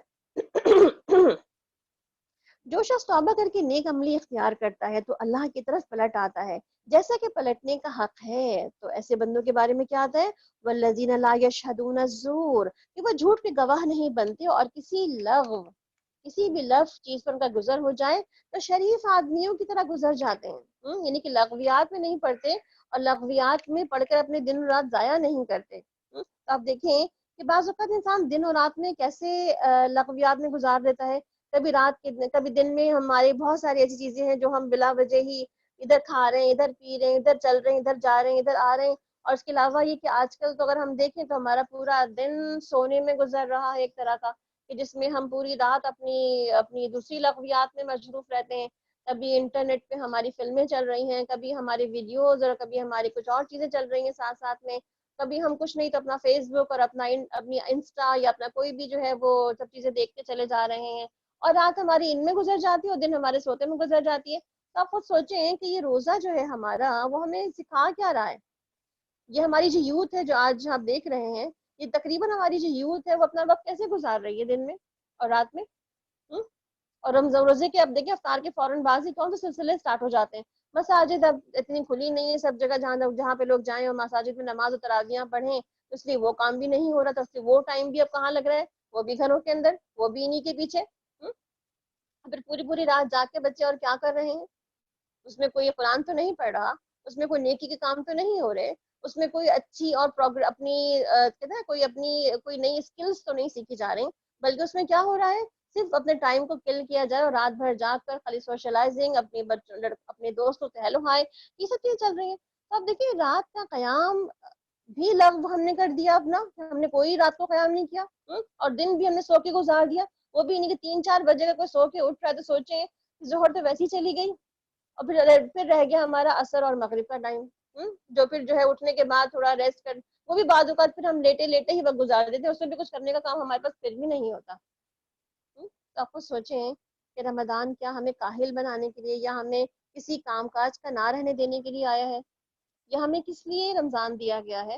عبادات کے لیے، اپنے لیے خود اپنی کچھ نئی چیز سیکھنے کے لیے، اپنی نئی نالج ہمیں کچھ لینے کے لیے، کچھ نیا پانے کے لیے، یا صرف اور صرف جو ہے وہ بھوک پیاس کو برداشت کرنے کے لیے. تو اللہ سبحانہ تعالیٰ یہاں پہ کیا فرما رہے ہیں کہ جو عباد الرحمان ہے وہ لغویات میں نہیں پڑھتے، وہ راتوں کو جاگتے ہیں. تو ان کی جاگ کس وجہ سے ہوتی ہے کہ وہ قرآن کو پڑھتے اور سنتے اور سمجھنے کے لیے جاگ رہے ہوتے ہیں. اور دن میں اگر تھوڑا آرام بھی کرتے ہیں تو اس لیے کس لیے کرتے ہیں، کیونکہ راتوں کو جاگے ہوئے اس لیے ہوتے ہیں، دن میں تھوڑا سا آرام بھی کر لیتے ہیں. ادروائز وہ پورا پورا دن سونے والے نہیں ہوتے جو عباد الرحمان ہوتے ہیں.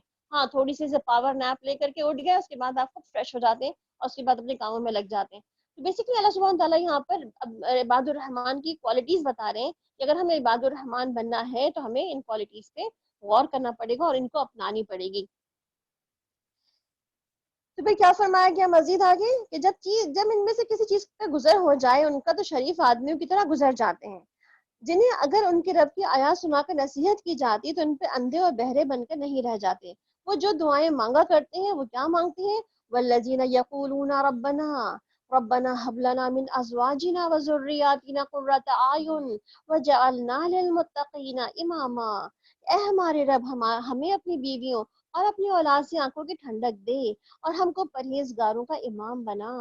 یہاں پہ اللہ تعالیٰ کیا فرما رہے ہیں کہ ایسے لوگ عباد الرحمان کی دعائیں بھی کیا ہوتی ہیں کہ اپنی اولاد کے لیے دعا کرتے ہیں، اپنی بیوی کے لیے دعا کرتے ہیں، اپنے زوج کے لیے، اسپاؤس کے لیے دعا کرتے ہیں کہ ان کو ان کی آنکھوں کی ٹھنڈک بنا.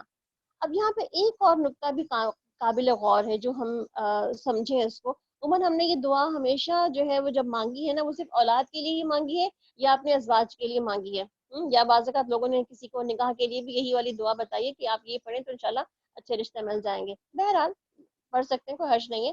مگر اس کے ساتھ ہم ایک اور نقطہ آج سیکھیں گے، وہ کیا ہے کہ آپ دیکھیں ازواج یعنی کہ زوج جو ہے اس میں اسپاؤس یا ساتھ کام کرنے والے لوگ بھی شامل ہو جاتے ہیں، لیکن جن کے ساتھ آپ مل کر کام کرتے ہیں، جو آپ کا ٹیم کا حصہ ہے. جیسے کہ آج ہماری ایک ٹیم ہے جو 3 مختلف جگہوں سے آپ کو یہ فیسیلیٹیشن دے رہی ہے کہ کوئی جو ہے وہ دور دراز ملک میں بیٹھا ہوا ہے اور کوئی جو ہے وہ پاکستان کے 2 الگ الگ حصوں میں بیٹھا ہوا ہے اور آپ کو فیسیلیٹیٹ کر رہا ہے. اسی طرح کسی بھی کام کرنے والے لوگوں کی ایک ٹیم بن جاتی ہے. اور پھر اللہ تعالیٰ کیا فرما رہے ہیں کہ جب ہم ازواج جینا کہتے ہیں تو اس میں اگر ہماری یہ مقصد بھی ہوتا ہے کہ اللہ تعالیٰ ہمارے ساتھ جو کام کرنے والے لوگ ہیں، جو ہماری ٹیم کا حصہ بن چکے ہیں، جو ہمارے سارے خیر میں ساتھ دے رہے ہیں سب کے سب، وہ سب بھی جو ہے ان کو بھی ہماری آنکھوں کی ٹھنڈک بنا دے، ان کو بھی متقین کا امام بنا دے.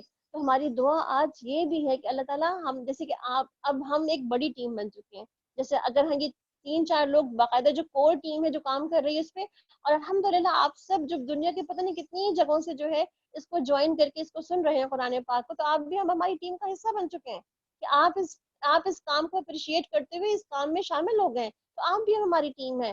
اس کا مطلب کیا کہ یہ دعائیں آج ہم سب کے لیے ہے، نہ صرف ہے کہ آپ کے اولادوں کے لیے، نہ صرف یہ کہ آپ کے شوہروں یا بیویوں کے لیے، بلکہ آج ہم سب پوری ایک ٹیم کے لیے ایک دعا بن گئی ہے کہ اللہ تعالیٰ ہم سب کو آپس میں ایک دوسرے کے لیے آنکھوں کی ٹھنڈک اور ہمارے دل کا سکون اور ہمارے کہتے ہیں نا تقویٰ کے اماموں میں سے ہمیں بنا دے، ہمیں لیڈرز بنا دے، ہمیں سکسیسفل لیڈرز بنا دے۔ تو اللہ تعالیٰ سے آج ہم سب اپنے لیے دعا مانگ سکتے ہیں کہ اللہ تعالیٰ ہمیں ایسے کام کرنے والے ساتھی عطا فرما جو ہمارے لیے ایسی ہی آنکھوں کی ٹھنڈک بنے اور ایسے ہی ہمیں آگے لیڈرز بنانے کے طور پر لے جائیں۔ یعنی کہ لیڈر کیا کرتا ہے؟ لیڈر بناتا ہے۔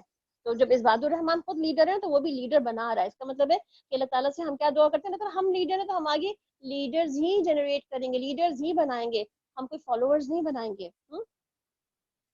سبحان اللہ، کتنی خوبصورت دعا سکھا دی اللہ تعالیٰ نے ہمیں، الحمدللہ۔ پھر کیا کہا گیا مزید؟ اور یہ وہ لوگ ہیں کہ جو اپنے صبر کا پھل جنت کی منزل کی شکل میں پائیں گے، اور وہاں پہ کیا کہیں گے؟ یجزون الغرفۃ بما صبروا ویلقون فیہا تحیۃ وسلاما، اور سلام سے ان کا استقبال ہوگا، خالدین فیہا حسنت مستقرا ومقاما، وہ وہاں پہ ہمیشہ رہیں گے، کیا یہ اچھا وہ مقام ہے اور کیا یہ اچھی وہ جائے پناہ ہے۔ قل ما یعبأ بکم ربی لولا دعاؤکم فقد کذبتم فسوف یکون لزاما، اے محمد صلی اللہ علیہ وسلم کہو کہ لوگوں میرے رب کو تمہاری کیا حاجت پڑی اگر تم اس کو نہ پکارو، اب کہ تم نے رب کو جھٹلا دیا تو قریب تم وہ سزا پاؤ گے کہ جان چھڑانی بھی مشکل ہوگی۔ تو یہ تھے عباد الرحمن جو کہ اللہ کا ذکر کیسے کرتے ہیں، اللہ کی باتوں کو سمجھتے کیسے ہیں۔ تو ہم میں سے اس میں تمام جتنے کام کرنے والے اس میں کوئی 10-11 کے قریب کام ہیں، اگر آپ اس کی بھی ایک چیک لسٹ ہی بنا لیں اپنے لیے تو کہ عباد الرحمن کی کوالٹیز میں کتنی باتیں ہیں، تو یہ بھی اپنے لیے ہم دیکھ سکتے ہیں فار دا کہتے ہیں نا کہ اپنی مزید اور بہتری کے لیے کہ کتنی تبدیلی آ گئی ہے، کتنا چینج آ گیا ہے ہمارے اندر، تو اس کو بھی اپنا چیک لسٹ بنا کے فالو کر سکتے ہیں اس کو۔ سورۃ الشعراء۔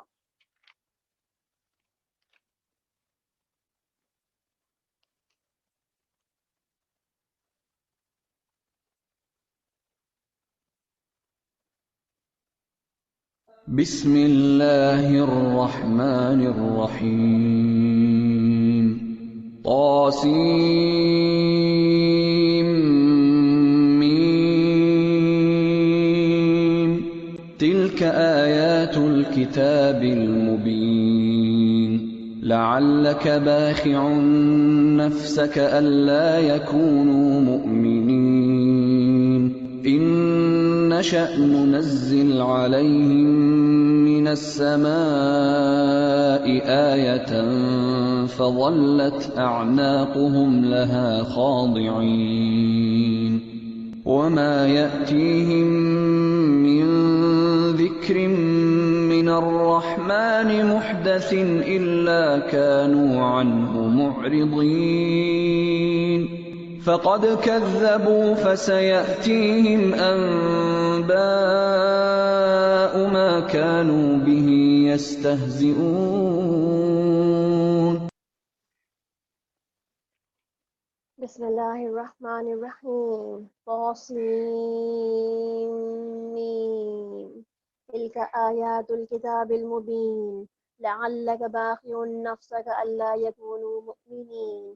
شروع اللہ کے نام سے جو بڑا مہربان نہایت رحم فرمانے والا ہے۔ طاسیم میم، یہ کتاب مبین کی آیات ہیں۔ اے محمد صلی اللہ علیہ وسلم، شاید کہ تم اس غم میں اپنی جان کھو دو گے کہ یہ لوگ ایمان نہیں لاتے۔ ہم چاہیں تو آسمان سے ایسی نشانی نازل کر سکتے ہیں کہ ان کی گردنیں جھک جائیں، اور ان لوگوں کے پاس رحمان کی طرف جو بھی نئی نصیحت آتی ہے یہ اس سے منہ موڑ لیتے ہیں۔ سورۃ شعراء مکی صورت ہے، اور اس میں بھی مکی صورتوں کی جو ہے وہ خصوصیات پائی جاتی ہیں کہ آپ صلی اللہ علیہ وسلم کے بارے میں ابتدا میں ہی کہہ دیا گیا کہ کیا آپ جو لوگوں کو ایمان لانے کی طرف اتنی کہتے ہیں کہ آپ کی اتنی دل سے دعا ہے اور دل سے آپ کی جو ہے خواہش ہے کہ اتنی آپ کی تڑپ ہے، اتنی جو ہے آپ کے اندر اس کی کہتے ہیں نا کہ اندر کریونگ ہے کہ لوگ کیوں نہیں مان جاتے، کیوں نہیں سمجھ لیتے، کیوں نہیں اپنے آپ کو لوگ جہنم سے بچا لیتے۔ تو یہاں پر بیسکلی ایک داعی دین کا صحیح کردار بتایا جا رہا ہے، اور اس کے بعد انشاءاللہ آپ پوری صورت میں دیکھیں گے کہ اس داعی دین کو بہت سی تسلیاں بھی دی گئی ہیں بہت سی قوموں کے واقعات اور ان پیغمبروں کے حالات سنا کر کے بھی اس میں بات کی جائے گی آج انشاءاللہ۔ اس صورت کو بھی ہم تھوڑا سا قوموں کے واقعات کو ہی ڈفرینٹ اینگل سے دیکھیں گے اس کے اندر، کہ اللہ سبحانہ تعالیٰ یہاں پر ہمیں ان آیات میں کیا چیزیں ہائی لائٹ کر رہے ہیں جو قوموں کے واقعات کے ساتھ جو ہے انشاءاللہ آگے آنے والی ہیں۔ اب کہ یہ جھٹلا چکے ہیں کہ عنقریب ان کو اس چیز کی حقیقت معلوم ہو جائے گی جس کا یہ مذاق اڑا رہے تھے، اور کیا انہوں نے زمین پر نگاہ نہیں ڈالی کہ ہم نے ہر طرح کی عمدہ نباتات اس میں پیدا کی ہیں، یقیناً اس میں نشانی ہے مگر ان میں سے اکثر لوگ ماننے والے نہیں۔ وما کان اکثرهم مؤمنین، یعنی اکثر لوگ ماننے والے نہیں۔ وَإِنَّ رَبَّكَ لَهُوَ الْعَزِيزُ الرَّحِيمُ، اور حقیقت یہ ہے کہ تیرا رب نہایت زبردست بھی ہے اور رحیم بھی۔ اور یہ آیت آپ دیکھ رہے ہیں جو آیت نمبر 8 اور 9 ہے، یہ تقریباً پوری صورت میں 9 ٹائمز ریپیٹ ہوئی ہے۔ تو اس کو ہم یہ بھی دیکھیں گے کہ کس طرح سے اللہ سبحانہ تعالیٰ اپنی بہت ساری باتوں کے اختتام پر یہ بات بار بار پوچھ رہے ہیں کہ کیا نشانی نہیں سمجھ آئی، ابھی بھی بات سمجھ نہیں آئی ہے، اس میں اس میں مطلب عقل کی کوئی نشانی نظر نہیں آئی ہے تمہیں؟ تو بار بار اللہ کا سوال ہے یہاں پر، تو انشاءاللہ ہم دیکھیں گے کہ یہ تکرار جو ہے وہ کس طرح سے ہمیں سمجھ آتی ہے آج۔ وَإِذْ نَادَى رَبُّكَ مُوسَىٰ أَنِ ائْتِ الْقَوْمَ الظَّالِمِينَ، انہیں اس وقت کا قصہ سناؤ جب کہ تمہارے رب نے موسیٰ علیہ السلام کو پکارا، ظالم قوم کے پاس جاؤ، فرعون کے قوم کے پاس، کیا وہ ڈرتے نہیں ہیں؟ اس نے عرض کیا کہ اے میرے رب، مجھے خوف ہے کہ وہ مجھے جھٹلا دیں گے، میرا سینہ گھٹتا ہے اور میری زبان نہیں چلتی، آپ ہارون کو میری طرف رسالت دیں، ہارون کی طرف رسالت بھیجیں۔ یعنی کیا کہہ رہے ہیں اللہ سبحانہ تعالیٰ سے وہ، یضیق صدری، اور پیچھے بھی انہوں نے کیا دعا کی تھی، رب اشرح لی صدری ویسر لی امری واحلل عقدۃ من لسانی یفقہوا قولی۔ تو اب دیکھیں یہاں پہ کیا کہہ رہے ہیں، یضیق صدری، میرا دل گھٹتا ہے، ینطلق لسانی، میری زبان نہیں چل پا رہی ہوتی۔ یعنی کہ بعض اوقات جب پیغام پہنچانے میں مشکل ہو تو آپ یہ دعا پڑھیں نا، جب رب اشرح لی صدری، تو پھر آپ دیکھیں خود بخود اللہ تعالیٰ آپ کی زبان کی گرہیں کیسے کھولے گا، آپ کے سینوں کے بھید کیسے کھولے گا کہ آپ کو بات بتانا، بات سنانا، لوگوں کو فیس کرنا اور لوگوں کے سامنے بات اللہ کی رکھنا کتنا آسان ہو جائے گا۔ اور مجھ پر ان کے ہاں ایک جرم کا بھی الزام ہے، اس لیے میں ڈرتا ہوں کہ وہ مجھے قتل کر دیں گے۔ فرمایا کہ ہرگز نہیں، تم دونوں جاؤ اور ہماری نشانیاں لے کر، اور ہم تمہارے ساتھ سنتے رہیں گے، یعنی کہ تمہیں اکیلا نہیں چھوڑے بلکہ ہم تمہارے ساتھ ساتھ ہی ہیں۔ فرعون کے پاس جاؤ اور اس سے کہو کہ ہم کو رب العالمین نے اس لیے بھیجا ہے کہ تو بنی اسرائیل کو ہمارے ساتھ جانے دے۔ فرعون نے کہا کہ کیا ہم نے تجھ کو اپنے ہاں بچہ سا نہیں پالا تھا؟ یعنی کہ تمہیں یاد ہے کچھ، تم کیسے ہمارے ہاں کیسے ہمارے ساحل پہ آ لگے تھے، اور تمہیں کیسے ہم نے اپنے گھر میں پالا تھا، کیسے تمہاری آیا کا بھی بندوبست کیا تھا ہم نے، تو وہ سارے احسان یاد دلا رہے موسیٰ علیہ السلام کو۔ تو نے اپنی عمر کے کئی سال ہمارے ہاں گزار دیے، اور اس کے بعد جو تم کر کے گئے وہ تم کر گئے، یعنی کیا کر کے گئے تھے، وہ قبطی کا قتل تھا جو چلا، کہ قصص میں ڈیٹیلز آئیں گی اس کی، وہاں پڑھیں گے اس کو۔ تو بڑا ہی احسان فراموش آدمی، یعنی کہ تم نے تو اتنا بھی احسان نہیں مانا ہمیں۔ ہم کیا کہتے ہیں عموماً اس بارے میں، جس تھالی میں کھایا اسی میں چھید کر دیا، یعنی کہ جس کا احسان تھا اسے احسان کو ہی نہ مانا۔ موسیٰ علیہ السلام نے جواب دیا، اس وقت وہ کام میں نے نادانستگی میں کیا تھا، یعنی کہ آپ دیکھیں نا کس طرح انہوں نے ایکسیپٹ کر لیا کہ ہاں میں نے کیا تھا، اٹس اوکے، ہو گیا تھا، ڈن از ڈن۔ اب کیا، ہاں میں اسی پہ لے کے گلٹ لے کے دل میں بیٹھا رہا ہوں تاکہ آگے کچھ کام نہ کر سکوں، تو کیا کہا کہ ہاں وہ تو میں نے بالکل بھول بے چارگی اور لاچارگی میں کر دیا تھا، میرا کوئی ارادہ نہیں تھا ایسا کرنے کا۔ اور پھر میں تمہارے خوف سے بھاگ گیا تھا، اس کے بعد مجھے رب نے حکم عطا کیا اور مجھے رسولوں میں شامل فرمایا، اور رہا تمہارا احسان جو تم نے مجھ پر جتایا ہے، تو اس کی حقیقت یہ ہے کہ تم نے بنی اسرائیل کو غلام بنا لیا تھا۔ یعنی کہ اصل بات کیا ہے کہ یہ جو احسان جو تم جتا رہے ہو مجھ پر، اس کی وجہ کیا تھی کہ تم نے تو بنی اسرائیل کو غلام بنایا تھا، اس لیے تمہارے ساتھ یہ ہوا نا، ورنہ اگر نہ بناتے تو میں ضرور تمہارے کبھی گھر پہ آ کے نہ رہتا، اور اس طرح سے نہ ہوتا سارا کچھ بھی۔ تو اب دیکھیں، کہتے ہیں کہ تین لوگوں کی قسم جو ہے وہ ایسی ہے کہ جن کی نہ نفلی عبادت قبول ہوگی نہ ہی فرض عبادت، اور وہ کون لوگ ہیں؟ نمبر 1، احسان جتانے والے، یعنی احسان کر کے جتا جتا کے کرنے والے۔ اور آپ کو سوچیں کیا ہم اس میں شامل تو نہیں ہیں؟ ہم بینگ اے ویمن، خواتین گھروں میں کام کرنے والی، بعض اوقات ہم بہت احسان کرتے تو ہوتے ہیں سب کے اوپر، کپڑے دھوتے ہیں لوگوں کے، اپنے بچوں کے، ہسبینڈ کے، باقی گھر والوں کے بھی، اور پھر کھانا پکاتے ہیں ان کے لیے، گھر میں صفائی کرتے ہیں ان کے لیے، گھر میں بہت سی چیزیں ان کے لیے انٹرٹینمنٹ کے لیے ہم کر رہے ہوتے ہیں، مگر پھر اینڈ میں کیا کرتے ہیں؟ کھانا کہتے ہیں کہا تو دیا ہے، نکالو جا کے خود سے، دھو دیے کپڑے میں نے، بس اس سے زیادہ نہیں کر سکتی میں کہ آئرن بھی کر کے دوں تم سب کو. وہ میں ہمارا رویہ یہی ہوتا ہے نا کہ ہم کام تو کر دیتے ہیں مگر وہ جو پٹخ کے پلیٹ پیش کرتے ہیں یا جو ہم اس کے بعد جو لوگوں کو 4 باتیں سنا دیتے ہیں تو اب کیا کرتے ہیں وہ سارا احسان جو ہم نے کیا ہوتا ہے سب احسان کو ہم مٹی میں ملا دیتے ہیں. اگر ہم نے وہ احسان اللہ کے لیے کیا تھا تو اس کو جتانے کی ضرورت تھی نہیں نا. ہم نے تو لوگوں کے لیے کیا ہوتا ہے نا، اس لیے ہم جتا رہے ہوتے ہیں. اگر آپ یہ سوچیں کہ ہم جو بھی کام کر رہے ہوتے ہیں گھروں کے اندر ہم وہ صدقہ کر رہے ہوتے ہیں ان کے لیے، کیونکہ صدقہ کر کے ضائع کر دینا چاہیے نہیں نا. اس کا مطلب کیا ہوا کہ یہاں پر اللہ سبحانہ تعالیٰ ہم سے کیا فرما رہے ہیں کہ جو احسان دے ہو تو احسان کو جتاؤ تو نہیں نا. احسان تو بھلانے کے لیے ہوتا ہے. دوسروں کو یاد رکھنا چاہیے آپ کے احسان، بچوں کو یاد ہونا چاہیے آپ کے احسان کہ میری ماں کتنی محنت کرتی ہے ہمارے لیے، شوہر کو یاد ہونا چاہیے آپ کے احسان کہ میری بیوی نے کتنا اچھا میری ایبسنس سے میرا گھر سنبھال رکھا ہوا ہے. باقی لوگوں کا احسان مند ہونا چاہیے جن کی آپ خدمتیں کر رہی ہوتی ہیں. اس طرح دوسرے وہ لوگ ہیں جو جن کی نفلی اور فرض بات قبول نہ ہوگی، ان میں نافرمان اور بدسلوکی کرنے والے لوگ ہیں. اور تیسرے وہ لوگ ہیں جو کہ تقدیر کو جھٹلا دیتے ہیں. یعنی 3 لوگ ایسے ہو گئے جن کی کوئی فرض نفلی عبادت قبول نہ ہوگی. اس میں سب سے پہلے احسان جتانے والے، نافرمانی اور بدسلوکی کرنے والے، اور تیسری تقدیر کو جھٹلا دینے والے. اسی طرح 3 لوگ جنت سے محروم ہیں. اسی طرح 3 لوگ جنت سے بھی محروم ہیں. اس میں سے بھی پہلا نمبر احسان جتلانے والے کا ہے. یعنی کہ عبادت تو قبول ہو ہی نہیں رہی، جنت بھی نہیں مل رہی. اور دوسرا ماں باپ کی نافرمانی کرنے والا، اور تیسرا عادی شرابی، یعنی کہ جو شراب کی زندگی میں ہی مست رہتا ہے. ٹھیک ہے، تو اس کا مطلب کیا ہے، آج سے ہمارے لیے تو ایک جو ہمیں آج کرنے والا کام، یعنی کہ جو نہ کرنے والا کام مل گیا وہ یہ، یعنی کہ ڈونٹس مل میں ہمیں ایک بہت بڑی اپنے لیے کہتے ہیں نا کہ اپنی اصلاح کے لیے جو چیز مل گئی آج، وہ ایک کریں ضرور کام مگر اس کو جتائیں نہیں، اس کا اجر ضائع نہ کریں، اس کا اجر اللہ کے پاس محفوظ رکھیں اپنا. فرعون نے کہا، اور یہ رب العالمین کیا ہوتا ہے؟ یعنی کہ یہ تم جو رب العالمین کہہ رہے ہو بار بار، یہ رب العالمین کا ہوتا ہے. موسیٰ علیہ السلام نے جواب دیا کہ آسمانوں اور زمین کا رب اور ان تمام چیزوں کا رب جو آسمان اور زمین کے درمیان ہے، اگر تم یقین کرنے والے ہو تو. فرعون نے اپنے گرد و پیش کے لوگوں سے کہا کہ سنتے ہو؟ موسیٰ علیہ السلام نے کہا کہ تمہارا بھی رب اور تمہارے ان آباء و اجداد کا بھی رب جو گزر چکے ہیں. فرعون نے حاضرین سے پھر کہا کہ تمہارے یہ رسول تو تمہاری طرف بھیجے گئے بالکل ہی پاگل معلوم ہوتے ہیں. یعنی کہ وہ دلیل کے جواب میں کیسے آپ موسیٰ علیہ السلام دلیل پہ دلیل دیے چلے جا رہے ہیں، اور وہ کیا کر رہا ہے، وہ ان کو اگنور کیے چلے جا رہا ہے، مسلم کو لیٹ ڈاؤن کیے، تحقیر کر رہا ہے ان کی. موسیٰ علیہ السلام نے کہا کہ مشرق اور مغرب اور جو کچھ ان کے درمیان ہے اس کا رب، اگر آپ سب لوگ کچھ یقین رکھتے ہیں تو، کچھ عقل رکھتے ہیں تو. یعنی کہ وما رب العالمین کا جواب کتنا پازیٹیو اور کتنا کلیئرلی انہوں نے 3 پوائنٹس میں دے دیا کہ رب کون ہوتا ہے. ہمیں بھی رب کا تعارف آتا ہے، ہم سے پوچھے کوئی کہ رب کیا ہوتا ہے، کہ رب کیا بتائیں گے کون کون ہوتا ہے، تو یہاں سے نوٹ کر لیں کہ رب کا تعارف بہترین طریقے سے دیا گیا ہے یہاں پہ.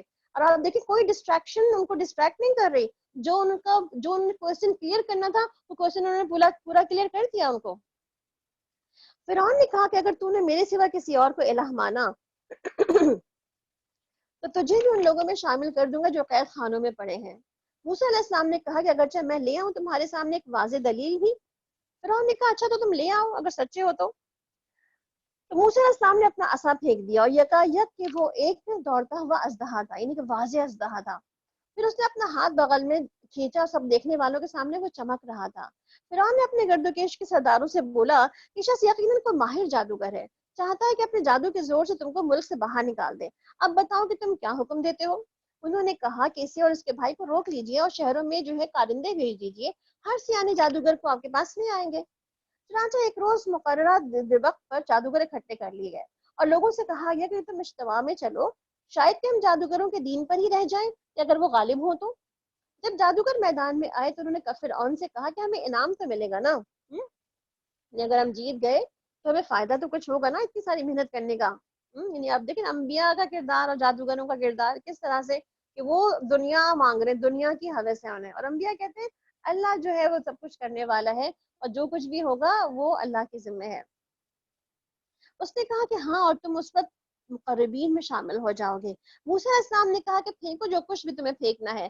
انہوں نے اپنی رسیاں اور لاٹھیاں پھینکی اور بولے فرعون کے نام پر. یعنی کہ دیکھو فرعون کی عزت کی وجہ سے ہم یہ کام کر رہے ہیں، تو فرعون کے نام پر انہوں نے پھینکی اور ہم ہی غالب رہیں گے. پھر موسیٰ علیہ السلام نے اپنا عصا پھینکا تو یکایک وہ ان کے جھوٹے جادو کو ہڑپ کرتا چلا گیا، اور اس پر یہ سارے جادوگر بے اختیار سجدے میں گر گئے۔ فَأُلْقِيَ السَّحَرَةُ سَاجِدِينَ قَالُوا آمَنَّا بِرَبِّ الْعَالَمِينَ رَبِّ موسیٰ وَہارون۔ اب بول اٹھے کہ مان گئے ہم رب العالمین کو، موسیٰ اور ہارون علیہ السلام کے رب کو۔ فرعون نے کہا کہ تم موسیٰ کی بات مان گئے، قبل اس کے کس کی میں تمہیں اجازت دیتا؟ ضرور یہ تمہارا بڑا ہے جس نے تمہیں جادو سکھایا ہے۔ اچھا، میں ابھی تمہیں معلوم ہو جاتا کہ میں تمہارے ہاتھ اور پاؤں مخالف سمتوں سے کٹوا دوں گا اور تم سب کو سولی چڑھا دوں گا۔ انہوں نے جواب دیا کہ پرواہ کچھ نہیں، ہم اپنے رب کے سامنے پہنچ جائیں گے اور ہمیں توقع ہے کہ ہمارا رب ہمارے گناہوں کو معاف کر دے گا، کیونکہ سب سے پہلے ہم ایمان جو لائے ہیں۔ یعنی کیا ان کی خواہش، کیا ان کی خوشی، تو کیا کہتے ہیں کہ ہم ٹھیک ہے جانا تو رب کے پاس ہی ہے، چاہے ایسے جائیں یا ویسے چلے جائیں، ہاں مگر امید ہمیں کس بات کی ہے کہ ہمارا رب ہمیں معاف فرما دے گا، اور ہم سب سے پہلے مان گئے نا۔ ہم وہ کیا سوچتے ہیں، پہلے کہاں جاتے ہیں؟ جیسے اگر ابھی لاک ڈاؤن ابھی کھلا اور جو ہمارے پاس اتنے سارے جو برانڈز ہیں سب نے جو ہے آفر کیا ہوا ہے کہ آن لائن شاپنگ میں بھی کتنی ہی ڈسکاؤنٹس لگے ہوئے ہیں، تو اگر وہ ڈسکاؤنٹس دینے کے لیے اپنے اسٹورز کھول دے آج، تو آپ سوچیں پہلے کون بھاگے گا، پہلے کون پہنچنا چاہے گا؟ اور ہم کہاں پہلے پہنچنا چاہتے ہیں؟ جہاں کو فائدہ دنیا کا مل رہا ہو ہمیں۔ تو بہرحال یہ کیا کہتے ہیں کہ ہم تو پہلے ہی مان لانے والے ہیں، تو اٹس اوکے، آپ اگر جان بھی لینی ہے تو لے لو ہماری۔ ہم نے موسیٰ علیہ السلام کو وحی بھیجی کہ راتوں رات میرے بندوں کو لے کر نکل جاؤ، یعنی کہ چلو اب تمہارا ٹائم آ گیا نکلنے کا، یہاں سے تمہارا پیچھا کیا جائے گا۔ اس پر فرعون نے یعنی پیچھا کیا، یعنی بتا دیا گا تو فرعون پیچھے آئے گا، ڈرنا نہیں، فرعون پیچھے آئے گا۔ اس سے فرعون نے شہروں میں نقیب بھیج دیے، اور یہ کہلا بھی دیا کہ یہ کچھ مٹھی بھر لوگ ہیں، انہوں نے ہم کو بہت ناراض کر دیا۔ اب سوچیں یہ مٹھی بھر کے وہ لوگ بھی کتنے تھے، تقریباً 5 لاکھ کے قریب جو ہے، اس سے زیادہ ہی بنی اسرائیلی تھے جن کو مٹھی بھر کہہ رہا ہے وہ۔ اور ہم ایک ایسی جماعت ہے جس کا کام ہر وقت چوکنا رہنا ہے، یہ کہ ہم بہت الرٹ نیشن ہے، ہمیں بالکل پتا ہوتا ہے پوری دنیا میں کیا کس وقت کیسے اور کیوں ہو رہا ہے، کون کیا کہاں پہ چھپ کے کر رہا ہے، ہمیں سب پتا ہے۔ آج یہ دعوے کون کرتا ہے ویسے؟ ہم سب کو پتا ہے نا آج یہ دعوے کون کرتا ہے۔ اس طرح ہم انہیں ان کے باغوں، چشموں، خزانوں اور ان کی بہترین قیام گاہوں سے نکال لائے۔ یہ تو ہوا ان کے ساتھ، اور جو بنی اسرائیل کو ہم نے ان سب چیزوں کا وارث بنا دیا۔ اور صبح ہوتے ہی یہ لوگ ان کے تعاقب میں چل پڑے۔ جب دونوں گروہوں کا آمنا سامنا ہوا تو موسیٰ علیہ السلام کے ساتھ ہی چیخ اٹھے کہ ہم تو پکڑے گئے۔ موسیٰ علیہ السلام نے کہا کہ ہرگز نہیں، میرے ساتھ میرا رب ہے، کلا ان معی ربی سیہدین، کہ میرا رب میرے ساتھ ہے، وہ مجھے ہدایت دے گا۔ مطلب آپ دیکھیں کیسے انسان ڈر جاتا ہے نا بعض اوقات تو پیچھے سے اس کو پکڑ لے کہ جی تم آگے بندہ بھاگ رہا ہو تو کیسے انہوں نے دعا کر دی نا کہ کہہ دی کہ نہیں میرا رب میرے ساتھ ہے، ڈونٹ وری، ڈرنے کی بات بالکل بھی نہیں ہے۔ ہم نے موسیٰ السلام کو وحی کے ذریعے سے حکم دیا کہ اپنا عصا سمندر پہ مار، یکایک سمندر پھٹ گیا اور اس کا ہر حصہ ایک بڑے عظیم الشان پہاڑ کی طرح ہو گیا، اور اس جگہ ہم دوسرے گروہ کو بھی لے آئے، یعنی کہ موسیٰ علیہ السلام اور ان سب لوگوں کو جو ان کے ساتھ تھے ہم نے بچا لیا اور دوسروں کو غرق کر دیا۔ ان فی ذلک لآیہ وما کان اکثرهم مؤمنین وان ربک لہو العزیز الرحیم۔ اور اس واقعے میں ایک نشانی ہے مگر ان لوگوں میں سے اکثر ماننے والے نہیں، اور حقیقت یہ کہ تیرا رب بڑا زبردست بھی ہے اور رحیم بھی۔ تو اس واقعے میں کیا نشانی ملی ہمیں؟ پھر آپ نے ہر واقعے سے ایک نشانی ضرور نکالنی ہے ویسے، ٹھیک ہے؟ اس واقعے سے کیا نشانی نکالی آپ مجھ سے شیئر کیجیے گا کل انشاءاللہ، نہیں کل نہیں، سوری منڈے کو۔ بَتْلُوا عَلَيْهِمْ نَبَأَ ابراہیم، اور انہیں ابراہیم علیہ السلام کا قصہ سناؤ جب اس نے اپنے باپ اپنے قوم سے پوچھا تھا یہ کیا چیزیں جن کو تم پوچھتے ہو؟ انہوں نے جواب دیا یہ کچھ بت ہیں جن کی ہم پوجا کیا کرتے ہیں اور انہیں کی خدمت میں لگے رہتے ہیں۔ اس نے پوچھا کہ تمہاری باتیں سنتے ہیں جب تم انہیں پکارتے ہو؟ یعنی کہ جواب دیتے ہیں یہ تمہیں، یا یہ تمہیں کچھ نفع نقصان پہنچاتے ہیں؟ انہوں نے کہا نہیں۔ یعنی عجیب سی بات ہے نا، اسٹیچو بنا لیا، اس کی آنکھ ناک کان سب کچھ بنا دی، اس کے آگے ہاتھ باندھ کر کے کھڑے ہوئے، اسے کہہ رہے کہ بھائی تم دو تم دو، نہ وہ سن رہا ہے، نہ وہ دیکھ رہا ہے، نہ وہ بول رہا ہے، نہ وہ کچھ ہٹا سکتا ہے آپ کے پاس سے، نہ کچھ دے سکتا ہے۔ اس کے بعد اس کا مطلب کیا انسان کی عقل پہ شیطان نے پردہ ڈال دیا ہے کہ وہ ان اسٹیچوز کے سامنے بیٹھ کر کے کس طرح بیکار میں مانگے چلا جا رہا ہے، جب کو پتا ہے کہ سننے والا تو وہ ہے نہیں، دینے والا تو وہ ہے نہیں۔ یعنی کیسی عقل ہماری معاف کر دیتا شیطان تو نہیں، بلکہ ہم نے اپنے باپ دادا کو ایسا ہی کرتا پایا، یعنی کہ ہم نے تو اپنے باپ داداؤں کو کرتا پایا، تو اگر وہ ہمیں ہماری عقل میں لاجک میں سماتا یا نہیں سماتا ہم اس سے دور، ہمیں کرنا وہی جو ہمارے باپ دادا کیا کرتے تھے۔ اس پر ابراہیم علیہ السلام نے کہا کبھی تم نے آنکھیں کھول کر ان چیزوں کو دیکھا جن کی تم بندگی کرتے ہو، یعنی کہ تم جس کو پوجتے ہو اور تمہارے باپ دادا بھی بندگی کرتے تھے؟ یعنی کبھی آنکھیں کھول کے دیکھتے ہو؟ آنکھیں کھول کے تم کیا دیکھتے ہیں؟ دنیا دیکھتے ہیں خالی، دنیا چاہتے ہیں آنکھیں کھول کر دیکھنا۔ تو یہ سب میرے دشمن ہیں سوائے رب العالمین کے، جس نے مجھے پیدا کیا اور وہی میری رہنمائی فرماتا ہے۔ والذی هو یطعمنی ویسقین واذا مرضت فهو یشفین والذی یمیتنی ثم یحیین، جو مجھے کھلاتا ہے اور مجھے پلاتا ہے، اور جب میں بیمار ہو جاتا ہوں تو وہی مجھے شفا دیتا ہے، وہی جو موت دے گا پھر دوبارہ مجھ کو زندگی بخشے گا، اور جس سے میں امید رکھتا ہوں کہ روز جزا میں وہ میری خطائیں معاف فرما دے گا۔ تو آپ دیکھیں یہاں پہ مرض اور مرض کی شفا کی بات ہو رہی ہے، اور آپ دیکھیں ہم میں سے بہت سارے لوگ اب اس بات کو سمجھ گئے ہیں کہ مرض جو اتنا پھیلا ہوا ہے اس کی شفا بھی اتاری ہے اللہ سبحانہ تعالیٰ نے۔ وہ شفا اب اتاری جو گئی ہے، وہ شفا جو ہے وہ کس طرح سے ہمارے سامنے پہنچے گی، انشاءاللہ پہنچے گی۔ اور آپ دیکھیں اس کے علاوہ جو پیچھے بھی ہم نے قرآن سے بات کی شفا کے لیے، تو آپ دیکھیں ہم نے شفا کی دعائیں بار بار آپ سے شیئر کی ہیں اور بار بار آپ کو بتائیں کہ شفا کی دعائیں یہ ہیں۔ اس کا بتانے کا مقصد یہ نہیں کہ صرف ہم ہماری پروڈکٹس کو دیکھیں اور اس کو خریدیں اور اس کو ہم بیچنا چاہیں، ہم بیچنے کے لیے بیٹھے ہوئے، بلکہ بات ساری اتنی ہے کہ یہاں پہ آتھینٹک چیزیں موجود ہیں، کیونکہ نان آتھینٹک کی بھرمار ہے آپ کے آس پاس میں۔ اور آپ کو میرے پاس خود کتنے ہی لوگ پتہ نہیں کہاں کہاں سے دعائیں کبھی واٹس ایپ کرتے ہیں، کبھی لکھ کے بھیجتے ہیں، کبھی کوئی چیز گھر پہ لا کے دیتے ہیں، مجھ سے پوچھتے ہیں آپ پلیز اس کو کنفرم کر دیں یہ صحیح ہے۔ تو آپ خود سوچیں نا، اگر آپ کے پاس آپ کو ایک کہتے ہیں نا کہ بہت ساری چیزوں میں اللہ سبحانہ تعالیٰ نے اگر آپ کو ایک کلیئر نالج دے دی ہے کہ یہ جو ہے نا آتھینٹک ہے، لوگوں نے اس پہ بہت ساری محنت کر کے دماغ لگا کر کے ریسرچ کر کے یہ آپ کے لیے لکھ رکھی ہے، اس پہ سب چیزیں آتھینٹک ہے، اس میں سے کوئی شبہ نہیں ہے، تو پھر آپ اس کو اٹھائیں گے یا ان چیزوں کو اٹھائیں گے کہ جس میں شبہ ہے؟ ڈیفینیٹلی آپ اس کو اٹھائیں گے جس میں شبہ نہیں ہوگا آپ کو۔ تو پھر آپ کو سوچیں کہ شفا کی دعائیں تو باقاعدہ لکھی ہوئی موجود ہیں، تو ہم شفا کی دعائیں، یہ کہ مرض تو ہے مگر شفا بھی ساتھ میں ہے، اور قرآن سب سے پہلی شفا ہے، تو اس لیے اپنے قرآن کی دعاؤں کو یا اپنی شفا کی دعاؤں کو اپنے ساتھ شامل حال رکھیں، اور اس کے بغیر جو ہے وہ اپنا کام آپ کا نہیں چل سکتا۔ اور دوسرے پہ طب نبوی آپ دیکھیں، طب کی بھی بہت سی چیزیں جو ہے وہ اللہ سبحانہ تعالیٰ نے ہمیں آپ صلی اللہ علیہ وسلم کے ذریعے سے بتا دی ہیں، تو ان طب کو بھی ضرور ہم اپنائیں کہ آپ صلی اللہ علیہ وسلم جو ہے وہ بہت ساری اپنے مرض کا علاج کس طرح سے کیا کرتے تھے، کیا چیزیں آپ کی لائف کا حصہ جن کی بنا پہ آپ بہت سے مرض سے ہی دور رہا کرتے تھے، تو وہ بھی ضرور ہم دیکھیں۔ جیسے کلونجی کے بارے میں آتا ہے، شہد کے بارے میں آتا ہے، تو وہ ضرور دیکھیں، اور کھجور کے بارے میں آتا ہے، کن کن چیزوں کے اندر جو ہے شفا رکھ دی گئی ہے۔ بہرحال پھر آپ دیکھیں پھر یہاں پر ابراہیم علیہ السلام دعا بھی کریں، اس کا مطلب ہے کہ بعض اوقات آپ مرض کے ساتھ ساتھ مرض کی دعا بھی کریں نا، یعنی کہ مرض کی اصلاح کے لیے دوا کریں، دم کریں، قرآن پاک سے علاج کریں، اور پھر ساتھ میں دعا بھی کریں کہ اللہ اس مرض کو دور کر دے نا۔ تو ہم بعض اوقات ایک کام کر رہے ہوتے ہیں، یہاں تینوں کام کرنے کا حکم دیا جا رہا ہے۔ ربی حبلی حکما والحقنی بالصالحین، اے میرے رب مجھے حکم عطا فرما اور مجھ کو صالحوں کے ساتھ ملا دے۔ اب دیکھیں حکم حکمت اللہ کا انعام ہوتی ہے، کہتے ہیں کہ حکمت آ جائے جس کو فراست آ جاتی ہے، اور حکمت کی دعا مانگنی چاہیے، اور یہ بھی حکمت کی دعا میں سے ایک دعا میں بھی ہے۔ یعنی کہ بعض اوقات آپ دیکھیں کچھ حکمتیں ہمیں بعض اوقات لوگوں کی تجربات سے، مشاہدات سے، لوگوں کی لرننگ سے مل رہی ہوتی ہیں، اور بعض اوقات یہی حکمتیں ہمیں قرآن پاک سے مل رہی ہوتی ہیں، نیک لوگوں کے ساتھ سے مل رہی ہوتی ہیں۔ تو یہاں پر بھی کیا دعا مانگ رہے ہیں ابراہیم علیہ السلام کہ اللہ تعالیٰ نے مجھے حکمت عطا فرما اور صالحوں کے ساتھ ملا دے، وجعل لی لسان صدق فی الآخرین، اور بعد میں آنے والوں میں سے مجھے سچی ناموری عطا فرما، وجعلنی من ورثۃ جنت النعیم، اور مجھے جنت نعیم کے وارثوں میں شامل فرما۔ تو نیک لوگوں کے ساتھ ہونے کی دعا مانگنی چاہیے، دنیا میں بھی فائدے ہیں اس کے اور مرتے دم تک بھی فائدے ہیں۔ کیا فائدے ہیں؟ اب دیکھیں دنیا میں کوئی شخص نیک لوگوں کے ساتھ ہوگا تو اچھی صحبت میں اچھی چیزیں سیکھنے کو ملیں گی، اور اگر وہ شخص آپ کا مرتے دم کا بھی ساتھی، یعنی کہ مرتے دم بھی وہ موجود ہے آپ کے ساتھ میں، وہ شخص تو آپ کو وہ نیک باتوں کی تلقین کرے گا، آپ کو کلمہ لا الہ کہلوائے گا، اور اگر آپ مر گئے ہیں تو وہ شخص جو ہے وہ آپ کا جو نیک اور صالح ساتھی تھا وہ آپ کے لیے مرنے کے بعد بھی دعا کرے گا۔ تو نیک لوگوں کا ساتھ آپ کو ہمیشہ فائدہ دیتا ہے۔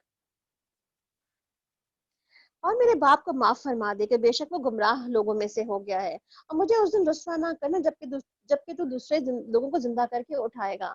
یعنی کہ اللہ تعالیٰ سے کیا دعا کرے، وَلَا تُخْزِنِي يَوْمَ يُبْعَثُونَ، اللہ اس دن رسوا نہ کرنا مجھے، اور اپنے باپ کی وجہ سے وہ کہہ رہے ہیں کہ مجھے رسوا نہ کرنا اس دن، جبکہ نہ کوئی مال فائدہ دے گا، نہ ہی کوئی اور نہ ہی اولاد فائدہ دے گی، الا من اتى الله بقلب سلیم، مگر بجز اس کے کہ جو شخص قلب سلیم لیے وہ اللہ کے حضور میں حاضر ہو جائے، یعنی قلب سلیم لے کر جو آئے گا اس کے لیے. تو اب دیکھیے قلب سلیم کیسے حاصل ہوتا ہے. قلب سلیم کے لیے 5 چیزیں ہوتی ہیں. ایک ہوتی ہے قلب سلیم کے لیے اسلمہ، یعنی کہ اللہ کے مطیع ہو جانا. دوسری ہوتی ہے سلم، یعنی تسلیم کر لینا، اللہ تعالیٰ کی اطاعت کر لینا، مان جانا بات کو.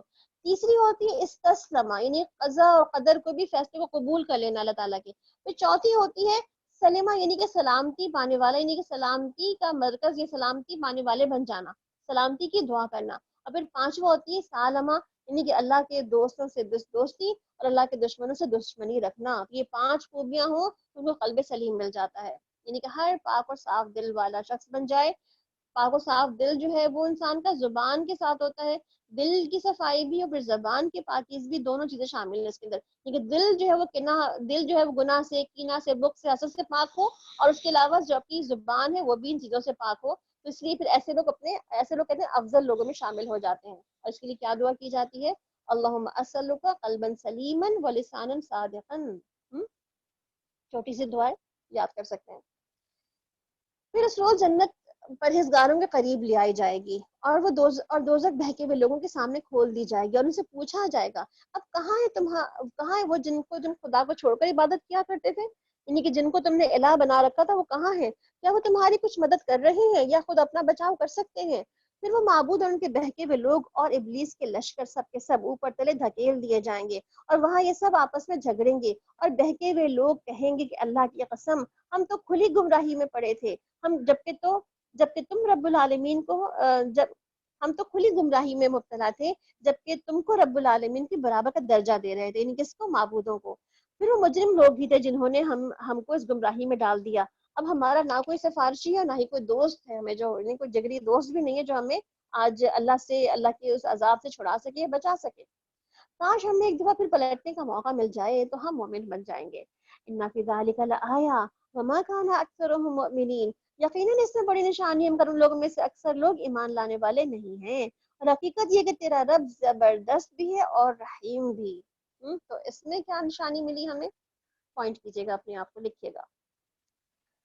کذبت قوم نوح المرسلین، اور قوم نوح نے رسولوں کو جھٹلا دیا.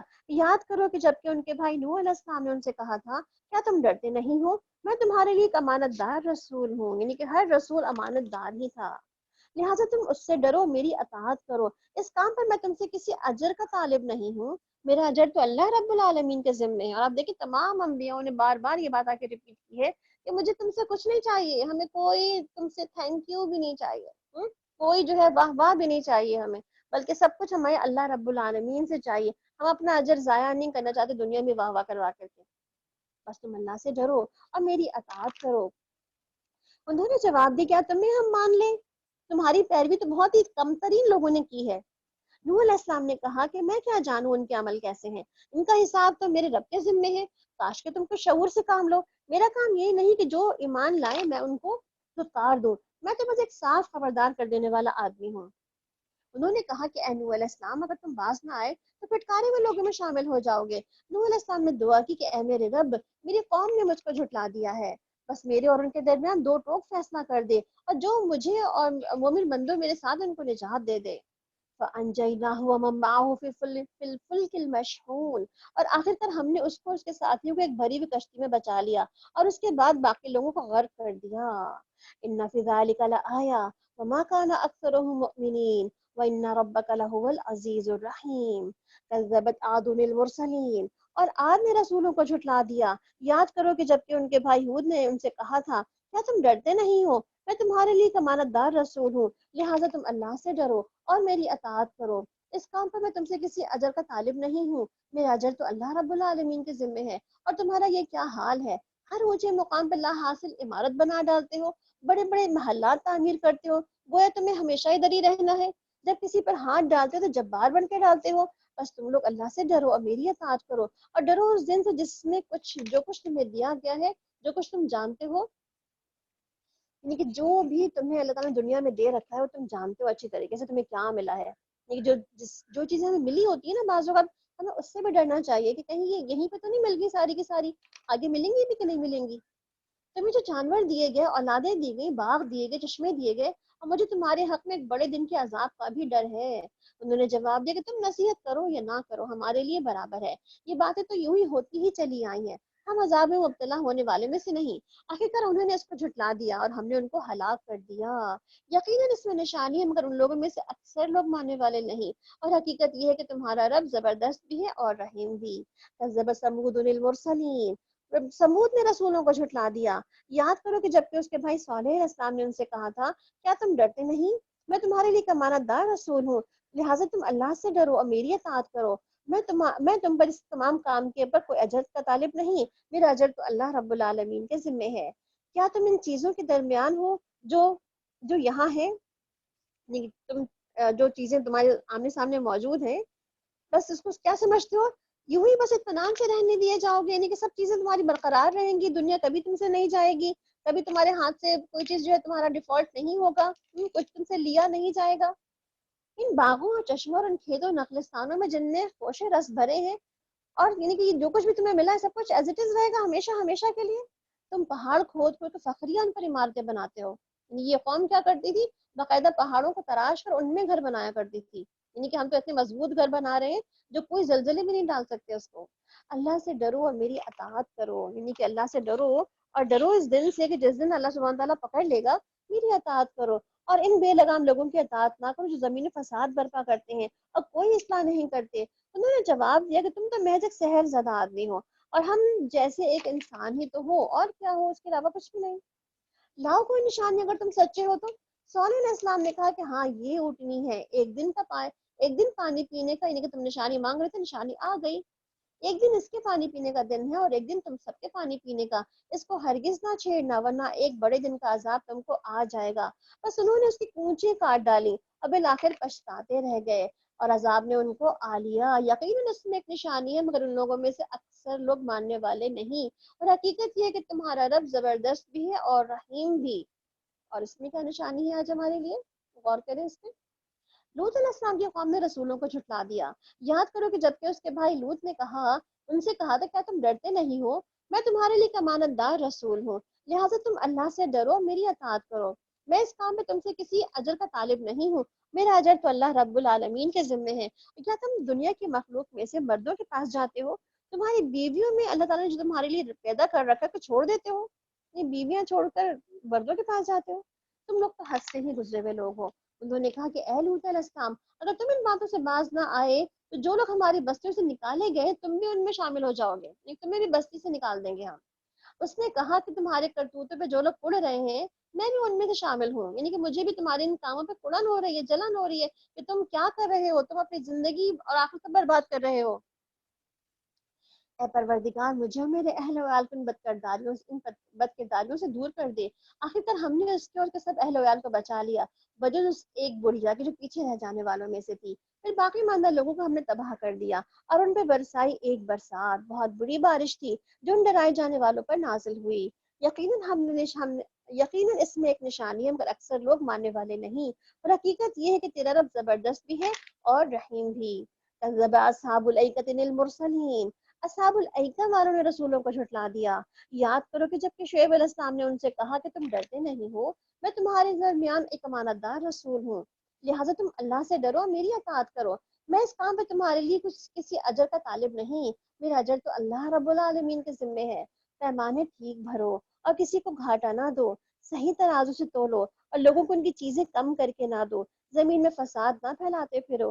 اس ذات کا خوف کرو جس نے تمہیں اور گزشتہ نسلوں سے پیدا کیا ہے. انہوں نے کہا تم تو محض ایک سحر زدہ آدمی ہو اور کچھ بھی نہیں، مگر ایک انسان ہم جیسے ہی تو ہو اور ہم تجھے بالکل جھوٹا ہی سمجھتے ہیں. اگر تو سچا ہے تو آسمان کا ٹکڑا ہم پر گرا دے. شعیب علیہ السلام نے کہا کہ میرا رب جانتا ہے جو کچھ تم کر رہے ہو. انہوں نے اسے جھٹلا دیا. آخرکار چھتری والے دن کا عذاب ان پر آ گیا اور بڑے ہی خوفناک دن کا عذاب تھا. یقیناً اس میں نشانی ہے مگر ان لوگوں میں سے اکثر ماننے والے نہیں. اور حقیقت یہ ہے کہ تمہارا رب نہایت زبردست ہے اور رحیم بھی ہے. وَإِن نزل بِهِ روح الامین. اور یہ سب رب العالمین کی طرف سے نازل. وَإِنَّهُ لَتَنزِيلُ رَبِّ الْعَالَمِينَ نزل به الروح الامین. اور یہ رب العالمین کی طرف سے نازل کردہ چیز ہے، یعنی کیا؟ یہ قرآن پاک جو ہمارے ہاتھوں میں موجود ہے. اسی لے کر تمہارے دل پر امانت دار روح یعنی کہ جبریل علیہ السلام اترے ہیں تاکہ تم ان لوگوں میں شامل ہو جاؤ جو کہ ڈرانے والے ہیں. صاف صاف عربی زبان میں ہے. یعنی قرآن کا بہترین تعارف ہے کہ عربی زبان میں آیا ہے یہ قرآن تاکہ ہم سمجھ سکیں. اور پیچھے عربی کے بارے میں بہت ڈیٹیل سے ہم پڑھ چکے ہیں کہ پرانی زبان ہے. اور پرانی زبان کیسی ہے؟ جس میں ہر طرح کی چیزیں جو خصوصیات جو ہیں وہ پوری کے پوری موجود ہیں اس میں. اور اگلے لوگوں کی کتابوں میں بھی یہ موجود ہے. کیا ان اہل مکہ کے لیے کوئی نشانی نہیں کہ اسے علماء بنی اسرائیل جانتے ہیں؟ یعنی کہ وہ نہیں سمجھتے کہ علماء بنی اسرائیل کے پاس جا کے پوچھتے ہیں. وہ ان سے بھی پوچھتے ہیں تو ان سے بھی صحیح بات پوچھ لیں. اگر ہم کسی اجمی پر نازل کر دیتے اور یہ فصیح عربی زبان ان کو پڑھ کر سنا رہا ہوتا تب بھی یہ مان کر نہ دیتے. اس طرح ہم نے اس ذکر کو مجرموں کے دلوں سے گزار دیا ہے کہ وہ ان پر ایمان نہیں لاتے اور جب تک عذاب علیم نہ دیکھ لیں. پھر جب وہ اپنی بے خبری پہ ان کو آ پڑتا ہے ان کے عذاب اور اس پر وہ کہتے ہیں کہ کیا اب ہمیں کچھ مہلت مل سکتی ہے. تو کیا یہ لوگ ہمارے عذاب کے لیے جلدی مچا رہے ہیں؟ تم نے کچھ غور کیا کہ اگر ہم انہیں برسوں تک عیش کرنے کی مہلت دے دیتے اور وہی چیز ان پر آ جائے جس پہ ان کو ڈرایا جا رہا تھا تو وہ سامان دنیا جو ان کو ملا ہوا ہے وہ ان کے کس کام آئے گا؟ دیکھو ہم نے کبھی کسی بستی کو اس کے بغیر ہلاک نہیں کیا کہ اس کے لیے خبردار کرنے والے اور حق نصیحت ادا کرنے والے لوگ بھیجے اور ہم ظالم نہ تھے.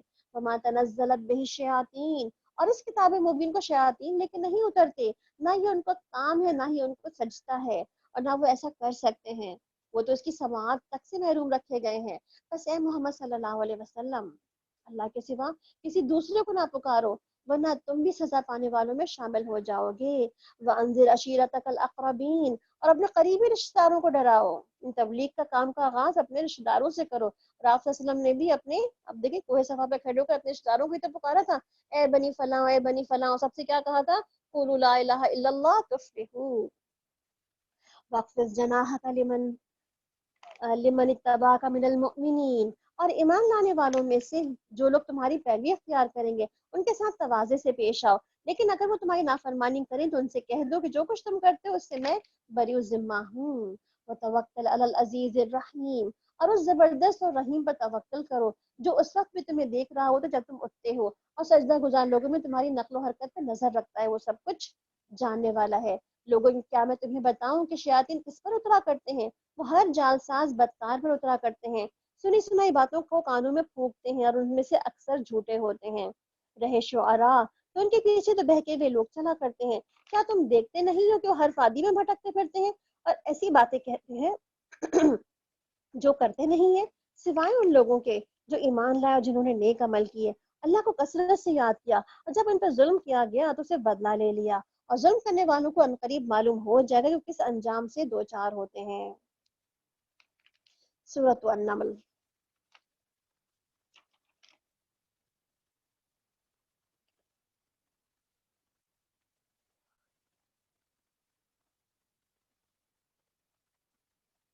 بسم الله الرحمن الرحيم طاسين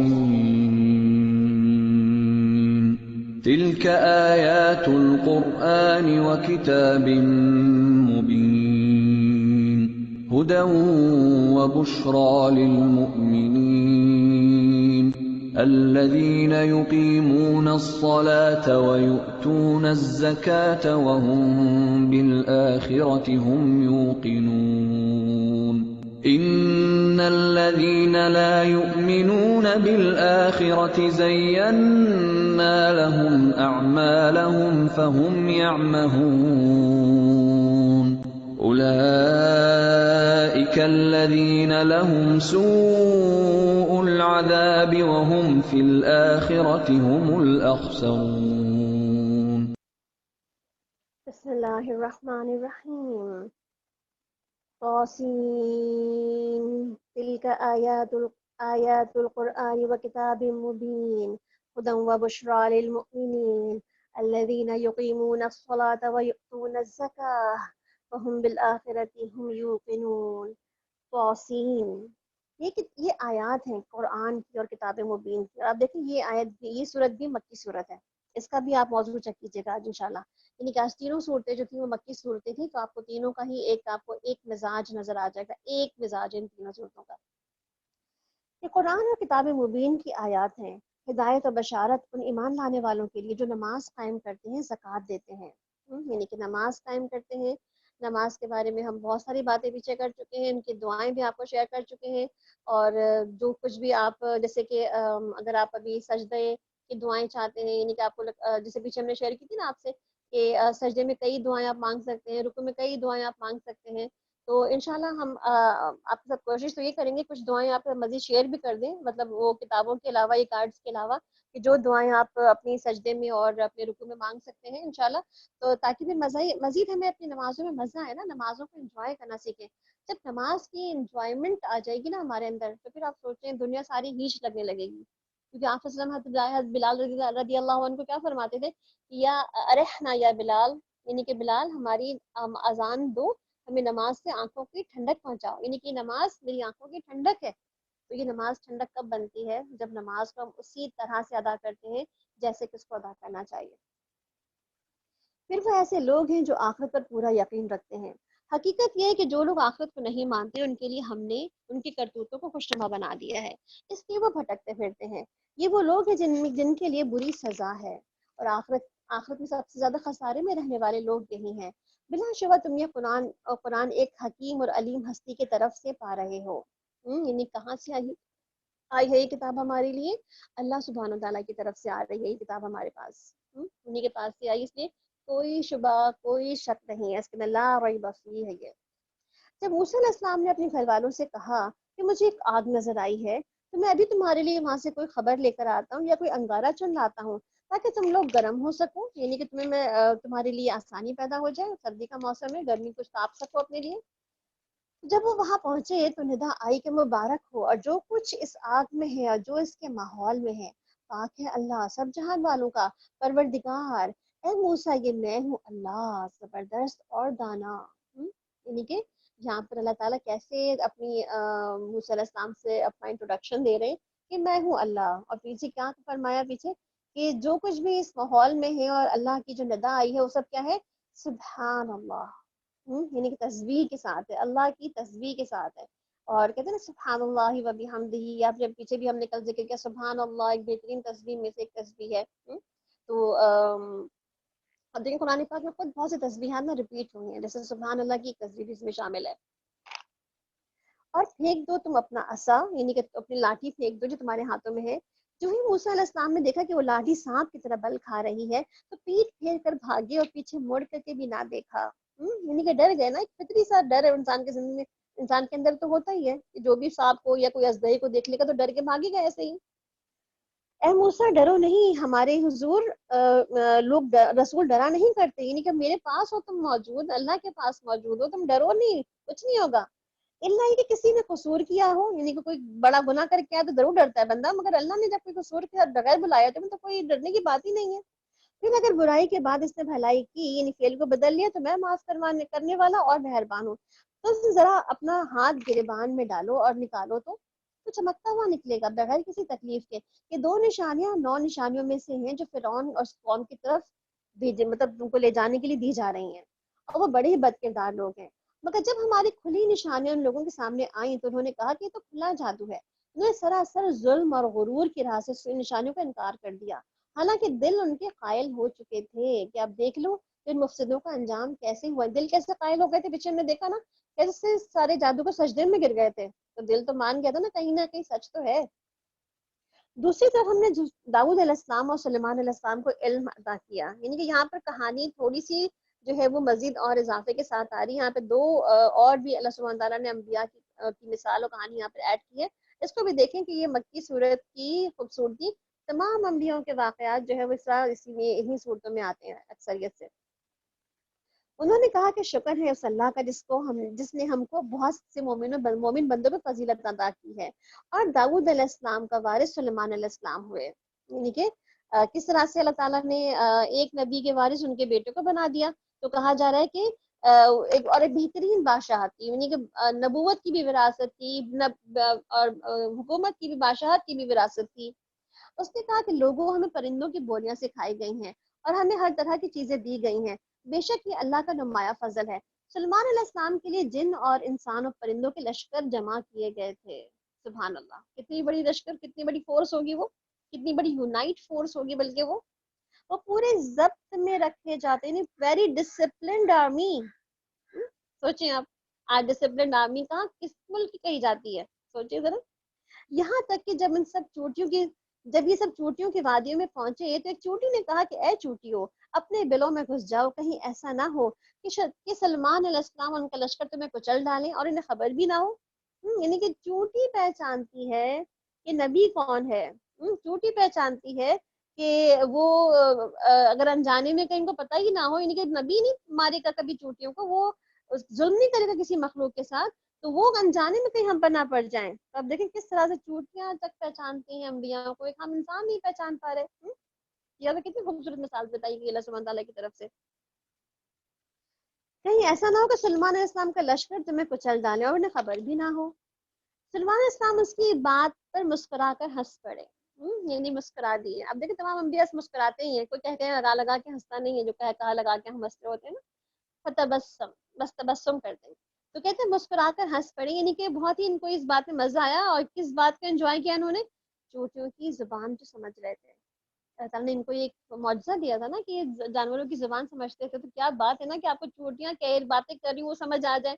اور آپ دیکھیں گرمیوں کا سیزن آ گیا، چوٹیوں کو آپ دیکھتے ہیں کس لائن لگا کے جا رہی ہوتی ہیں، کبھی کھانا اٹھا کے لے جا رہی ہوتی ہیں، کبھی خود چل کے جا رہی ہوتی ہیں، آپس سے باتیں کرتی جاتی ہیں. وہ تو ہمیں سمجھ تو نہیں آتی نا، ہمیں تو سنائی بھی نہیں دیتی. بلکہ وقال ربي أوزعني أن أشكر نعمتك التي أنعمت علي وعلى والدي وأن أعمل صالحا ترضاه وادخلني برحمتك في عبادك الصالحين. اے میرے رب مجھے قابو میں رکھ، یعنی کہ اتنی کچھ تم نے دے رکھا ہے، اتنا کچھ تم نے مجھے نواز رکھا ہے کہ تو مجھے قابو میں رکھ، یعنی کہ میں بے قابو نہ ہو جاؤں ان تمام باتوں کو، ان تمام پاورز کو لینے کے بعد، کہ میں تیرے احسان کا شکر ادا کرتا رہوں کہ تو نے مجھ پر اور میرے والدین پر کیا ہے، اور ایسا عمل کروں جو تجھے پسند آ جائے، اور اپنی رحمت سے مجھ کو اپنے صالح بندوں میں شامل کر لے. خوبصورت دعا ہے. اگر ہم اپنی دعا میں شامل کر لیں تو یہ ہمارے لیے بھی دعا ایسے ہی ہوگی، اس سے کہ ہم اللہ تعالیٰ سے اپنی تمام نعمتوں کا شکر ادا کرتے ہیں. سلمان علیہ السلام نے پرندوں کا جائزہ لیا، یعنی کہ ہر روزانہ ایک جیسے پریڈ لگتی تھی نا، باقاعدہ اٹینڈنس لگا کرتی تھی سب کی، اور کہا کہ کیا بات ہے کہ میں فلاں ہدہد کو نہیں دیکھ رہا. یعنی کتنے سارے ہدہد ہوں گے، اس میں سے کوئی ایک ہدہد نظر نہیں آ رہا، کہیں وہ غائب ہو گیا ہے، یا میں تو سخت سزا دوں گا. یعنی کہ کیوں ایبسنٹ ہو گیا وہ، سوچیں ایک ایبسنٹ پہ جو ہے وہ سخت سزا دینے کی بات ہو رہی ہے. اور آپ میں سے کتنے لوگ کتنے دن ایبسنٹ ہوئے ویسے بائی دا وے، اور کیا کہہ رہے ہیں؟ یا ذبح کر دوں گا ان کو، ذبح کر دوں گا اس کو، ہدہد کو ذبح کر دیں گا. ہوتا ہے کتنا چھوٹا بیچارہ ہدہد، ایک مٹھی کے برابر بھی نہیں ہوتا. ورنہ اسے میرے سامنے کوئی معقول وجہ پیش کرنی ہوگی. کچھ زیادہ دیر نہیں گزری تھی کہ اس نے آ کر کے کہا کہ میں وہ معلومات حاصل کی ہیں جو آپ کے علم میں نہیں ہے. میں سبا کے متعلق یقینی، یعنی سبا ایک ملک ہے، علاقہ ہے جس کے متعلق میں یقینی علم لے کر آیا ہوں. میں نے وہاں ایک عورت دیکھی ہے جو اس قوم کی حکمران ہے، اور اس کو وہ ہر طرح کا سر و سامان بخشا گیا، یعنی کہ بہت ہی اچھی خوشحال حکومت ہے اس کی، اور اس کا تخت جو ہے وہ بڑا عظیم الشان ہے. میں نے دیکھا کہ وہ اور اس کی قوم اللہ کے بجائے سورج کے آگے سجدہ کرتی ہے. سوچیں کہ چھوٹے چھوٹے پرندے ہمارے آس پاس بیٹھے ہوتے ہیں، یا ہم نے کیج میں رکھ کے پالے ہوتے ہیں، چھوٹی چھوٹی ان کی آنکھیں ہوتی ہیں، یہ کیا دیکھ رہے ہوتے ہیں، یہ کیا سوچ رہے ہوتے ہیں. دیکھیے بیچارہ یہ حدود دیکھ کر کے، سوچ کر کے، آبزرو کر کے یہ باتیں کر رہا ہے.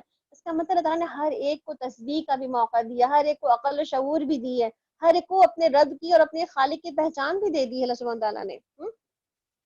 اور کیا کہتا ہے؟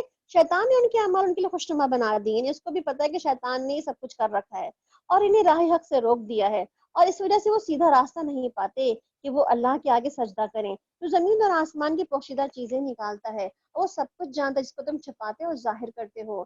اللہ لا الہ الا هو رب العرش العظیم، اللہ جس کے سوا کوئی مستحق عبادت نہیں، جو عرش عظیم کا مالک ہے. سلیمان علیہ السلام نے کہا کہ اچھا ابھی ہم دیکھ لیتے ہیں کہ تم نے سچ کہا یا تم جھوٹ بولنے والوں میں سے ہو. میرا یہ خط لے جاؤ اور ان لوگوں کی طرف جا کے ڈال دو، پھر الگ ہٹ کر دیکھو کہ وہ کیا جواب دیتے ہیں. یعنی کہ کیا کسی بھی بات، سنی سنائی بات کو نہیں مان لی، بلکہ ان کا ٹھیک ہے ہم تحقیق کریں گے تمہاری بات کی، ایسی تمہاری ہر خبر نہیں مان سکتے ہم. ملکہ بولی کہ اے اہل دربار، میری طرف ایک بڑا اہم خط پھینکا گیا ہے، وہ سلیمان علیہ السلام کی جانب سے ہے، اور وہ کہاں سے شروع ہو رہا ہے؟ بسم اللہ الرحمن الرحیم سے، اللہ کے نام سے شروع کیا گیا ہے. مضمون اس کا یہ ہے کہ میرے مقابلے میں سرکشی نہ کرو اور مسلم بن کر میرے سامنے حاضر ہو جاؤ. یہ خط سنا کر ملکہ نے پوچھا، اے سرداروں، اے سرداران قوم، اس معاملے میں مجھے مشورہ دو، میں کسی معاملے کا فیصلہ تمہارے بغیر نہیں کرتی. یعنی ایک اچھے لیڈر کی اور ایک اچھے حکمران کی خاصیت کیا ہے کہ اس کی جو مشاورتی ٹیم ہوتی ہے اس کو ضرور اس میں فیصلہ اس کو کہتے ہیں نا مشورے سے کام چلتی ہے اس میں.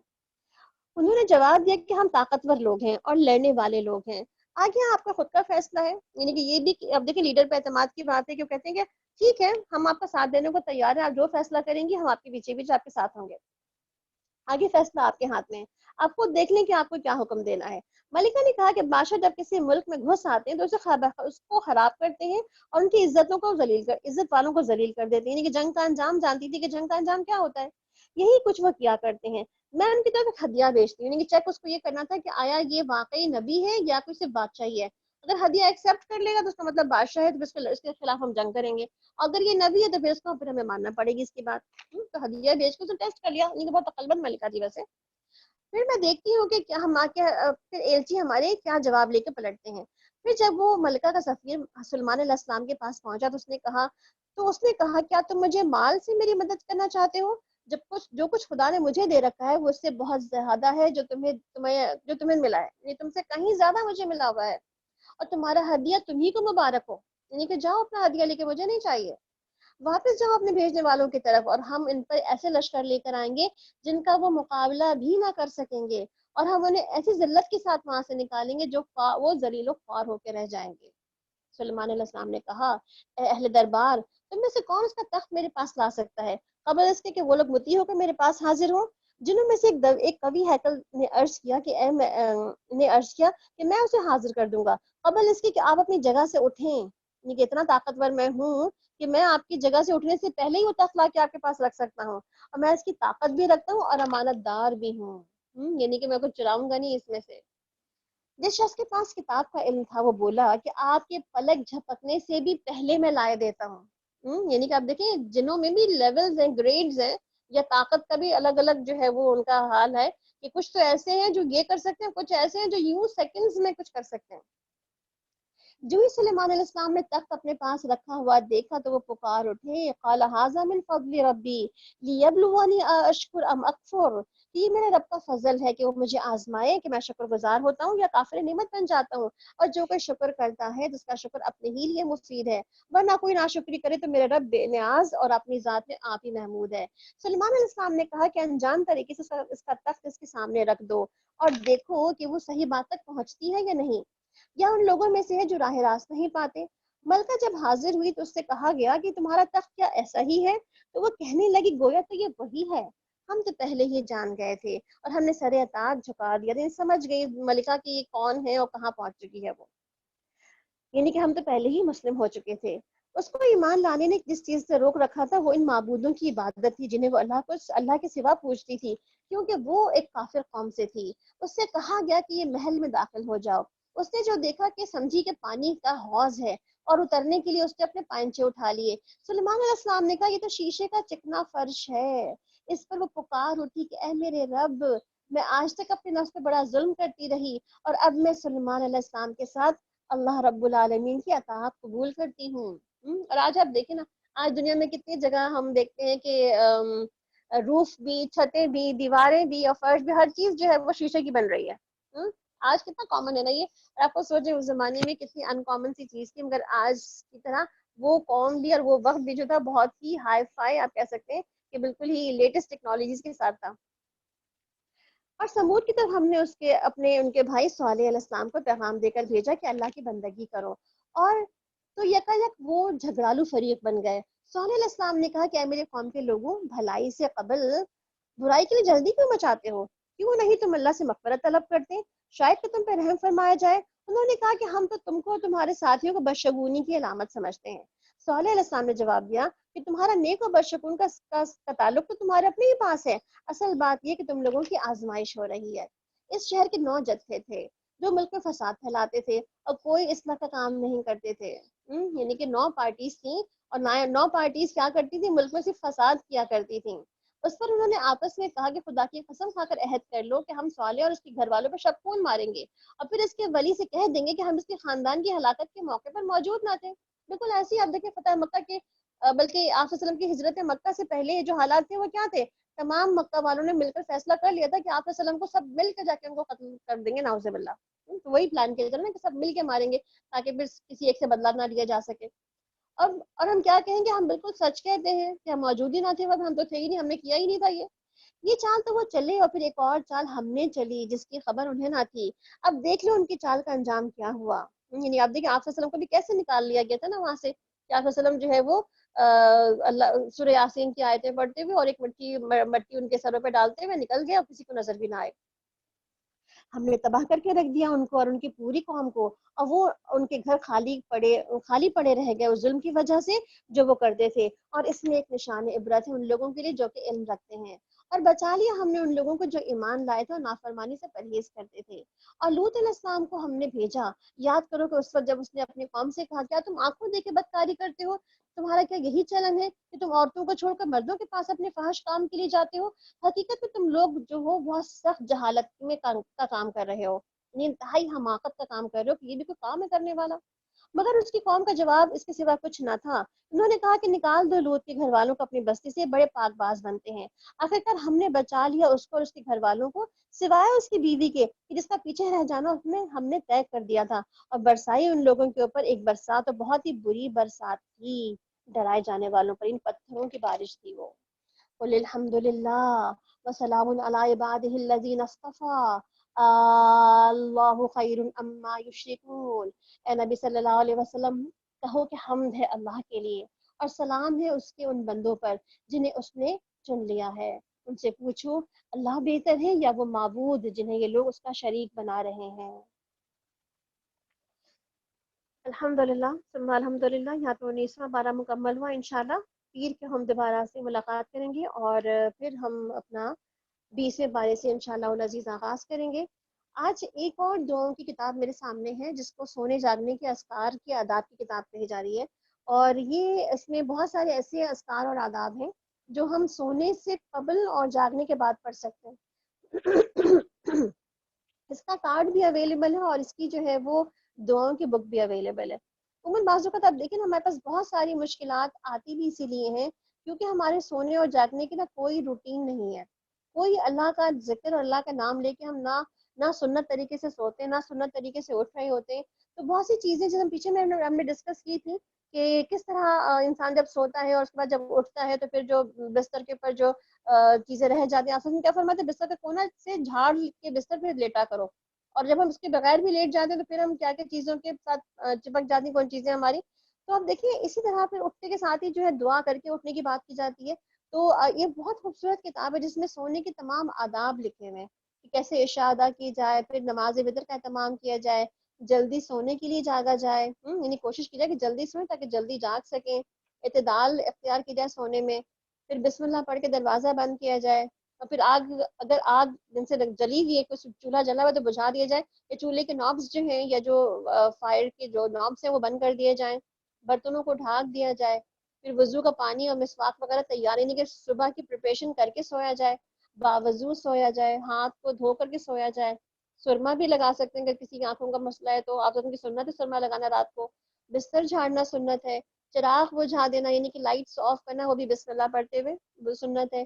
پھر دائیں کروٹ پہ لیٹ جانا, دایاں ہاتھ رخسار کے نیچے رکھنا, پھر پیٹ کے بل نہیں لیٹنا, اور تہجد کی نیت کر کے سونا. یہ صرف سونے کی نیت سنتیں ہیں جو میں نے صرف آپ کو صرف ایک لفظ ان کا بتایا ہے, باقی ڈیٹیل موجود ہے احادیث کے ساتھ. اس کے اندر بہت ہی خوبصورت کتاب ہے جو کہتے ہیں نا ہمارا سونا اور جاگنا بھی جو ہے سنت کے مطابق انشاءاللہ العزیز کر دیتی ہے. تو اللہ تعالیٰ سے دعا ہے اب باقی کے دن اللہ تعالیٰ ہمارے خیر و عافیت سے گزارے انشاءاللہ, اور اپنے وقت پر ہم اس قرآن پاک کو مکمل کر سکیں آپ سب کے ساتھ انشاءاللہ. اس ویکینڈ کے بعد ہماری ملاقات ہوگی تو کوشش ہماری یہی ہوگی کہ پھر ہم اپنے پروگرام کو باقاعدہ شیڈیول کر لیں اور پھر الحمدللہ پھر اس کے ساتھ ہی آپ کے ساتھ مکمل کریں گے. جزاکم اللہ خیرا کثیر وآخر دعوانا الحمدللہ رب العالمین. سبحانک اللہم و بحمدک اشہد ان لا الہ الا انت استغفرک و اتوب الیک. السلام علیکم ورحمۃ اللہ وبرکاتہ. وعلیکم السلام ورحمۃ اللہ وبرکاتہ. جزاک اللہ خیر. اللہ کے اذن سے ہمارا سیشن آج کمپلیٹ ہوا. اللہ سے دعا ہے کہ اگر کوئی غلطی ہو گئی ہو اللہ تعالی ہمیں معاف کرے, ہماری کوششوں کو قبول کرے. آمین ثم آمین. کل آپ کا آف ہے, چھٹی ہے, اپنے ہوم ورکس کر لیجئے گا. مخارج اور سسٹر نزت نے بھی آپ کو کہیں ہیں کچھ پوائنٹس, اور منڈے کو پھر انشاءاللہ ملیں گے. ٹھیک. وآخر دعواہم ان الحمد للہ رب العالمین. السلام علیکم ورحمۃ اللہ وبرکاتہ.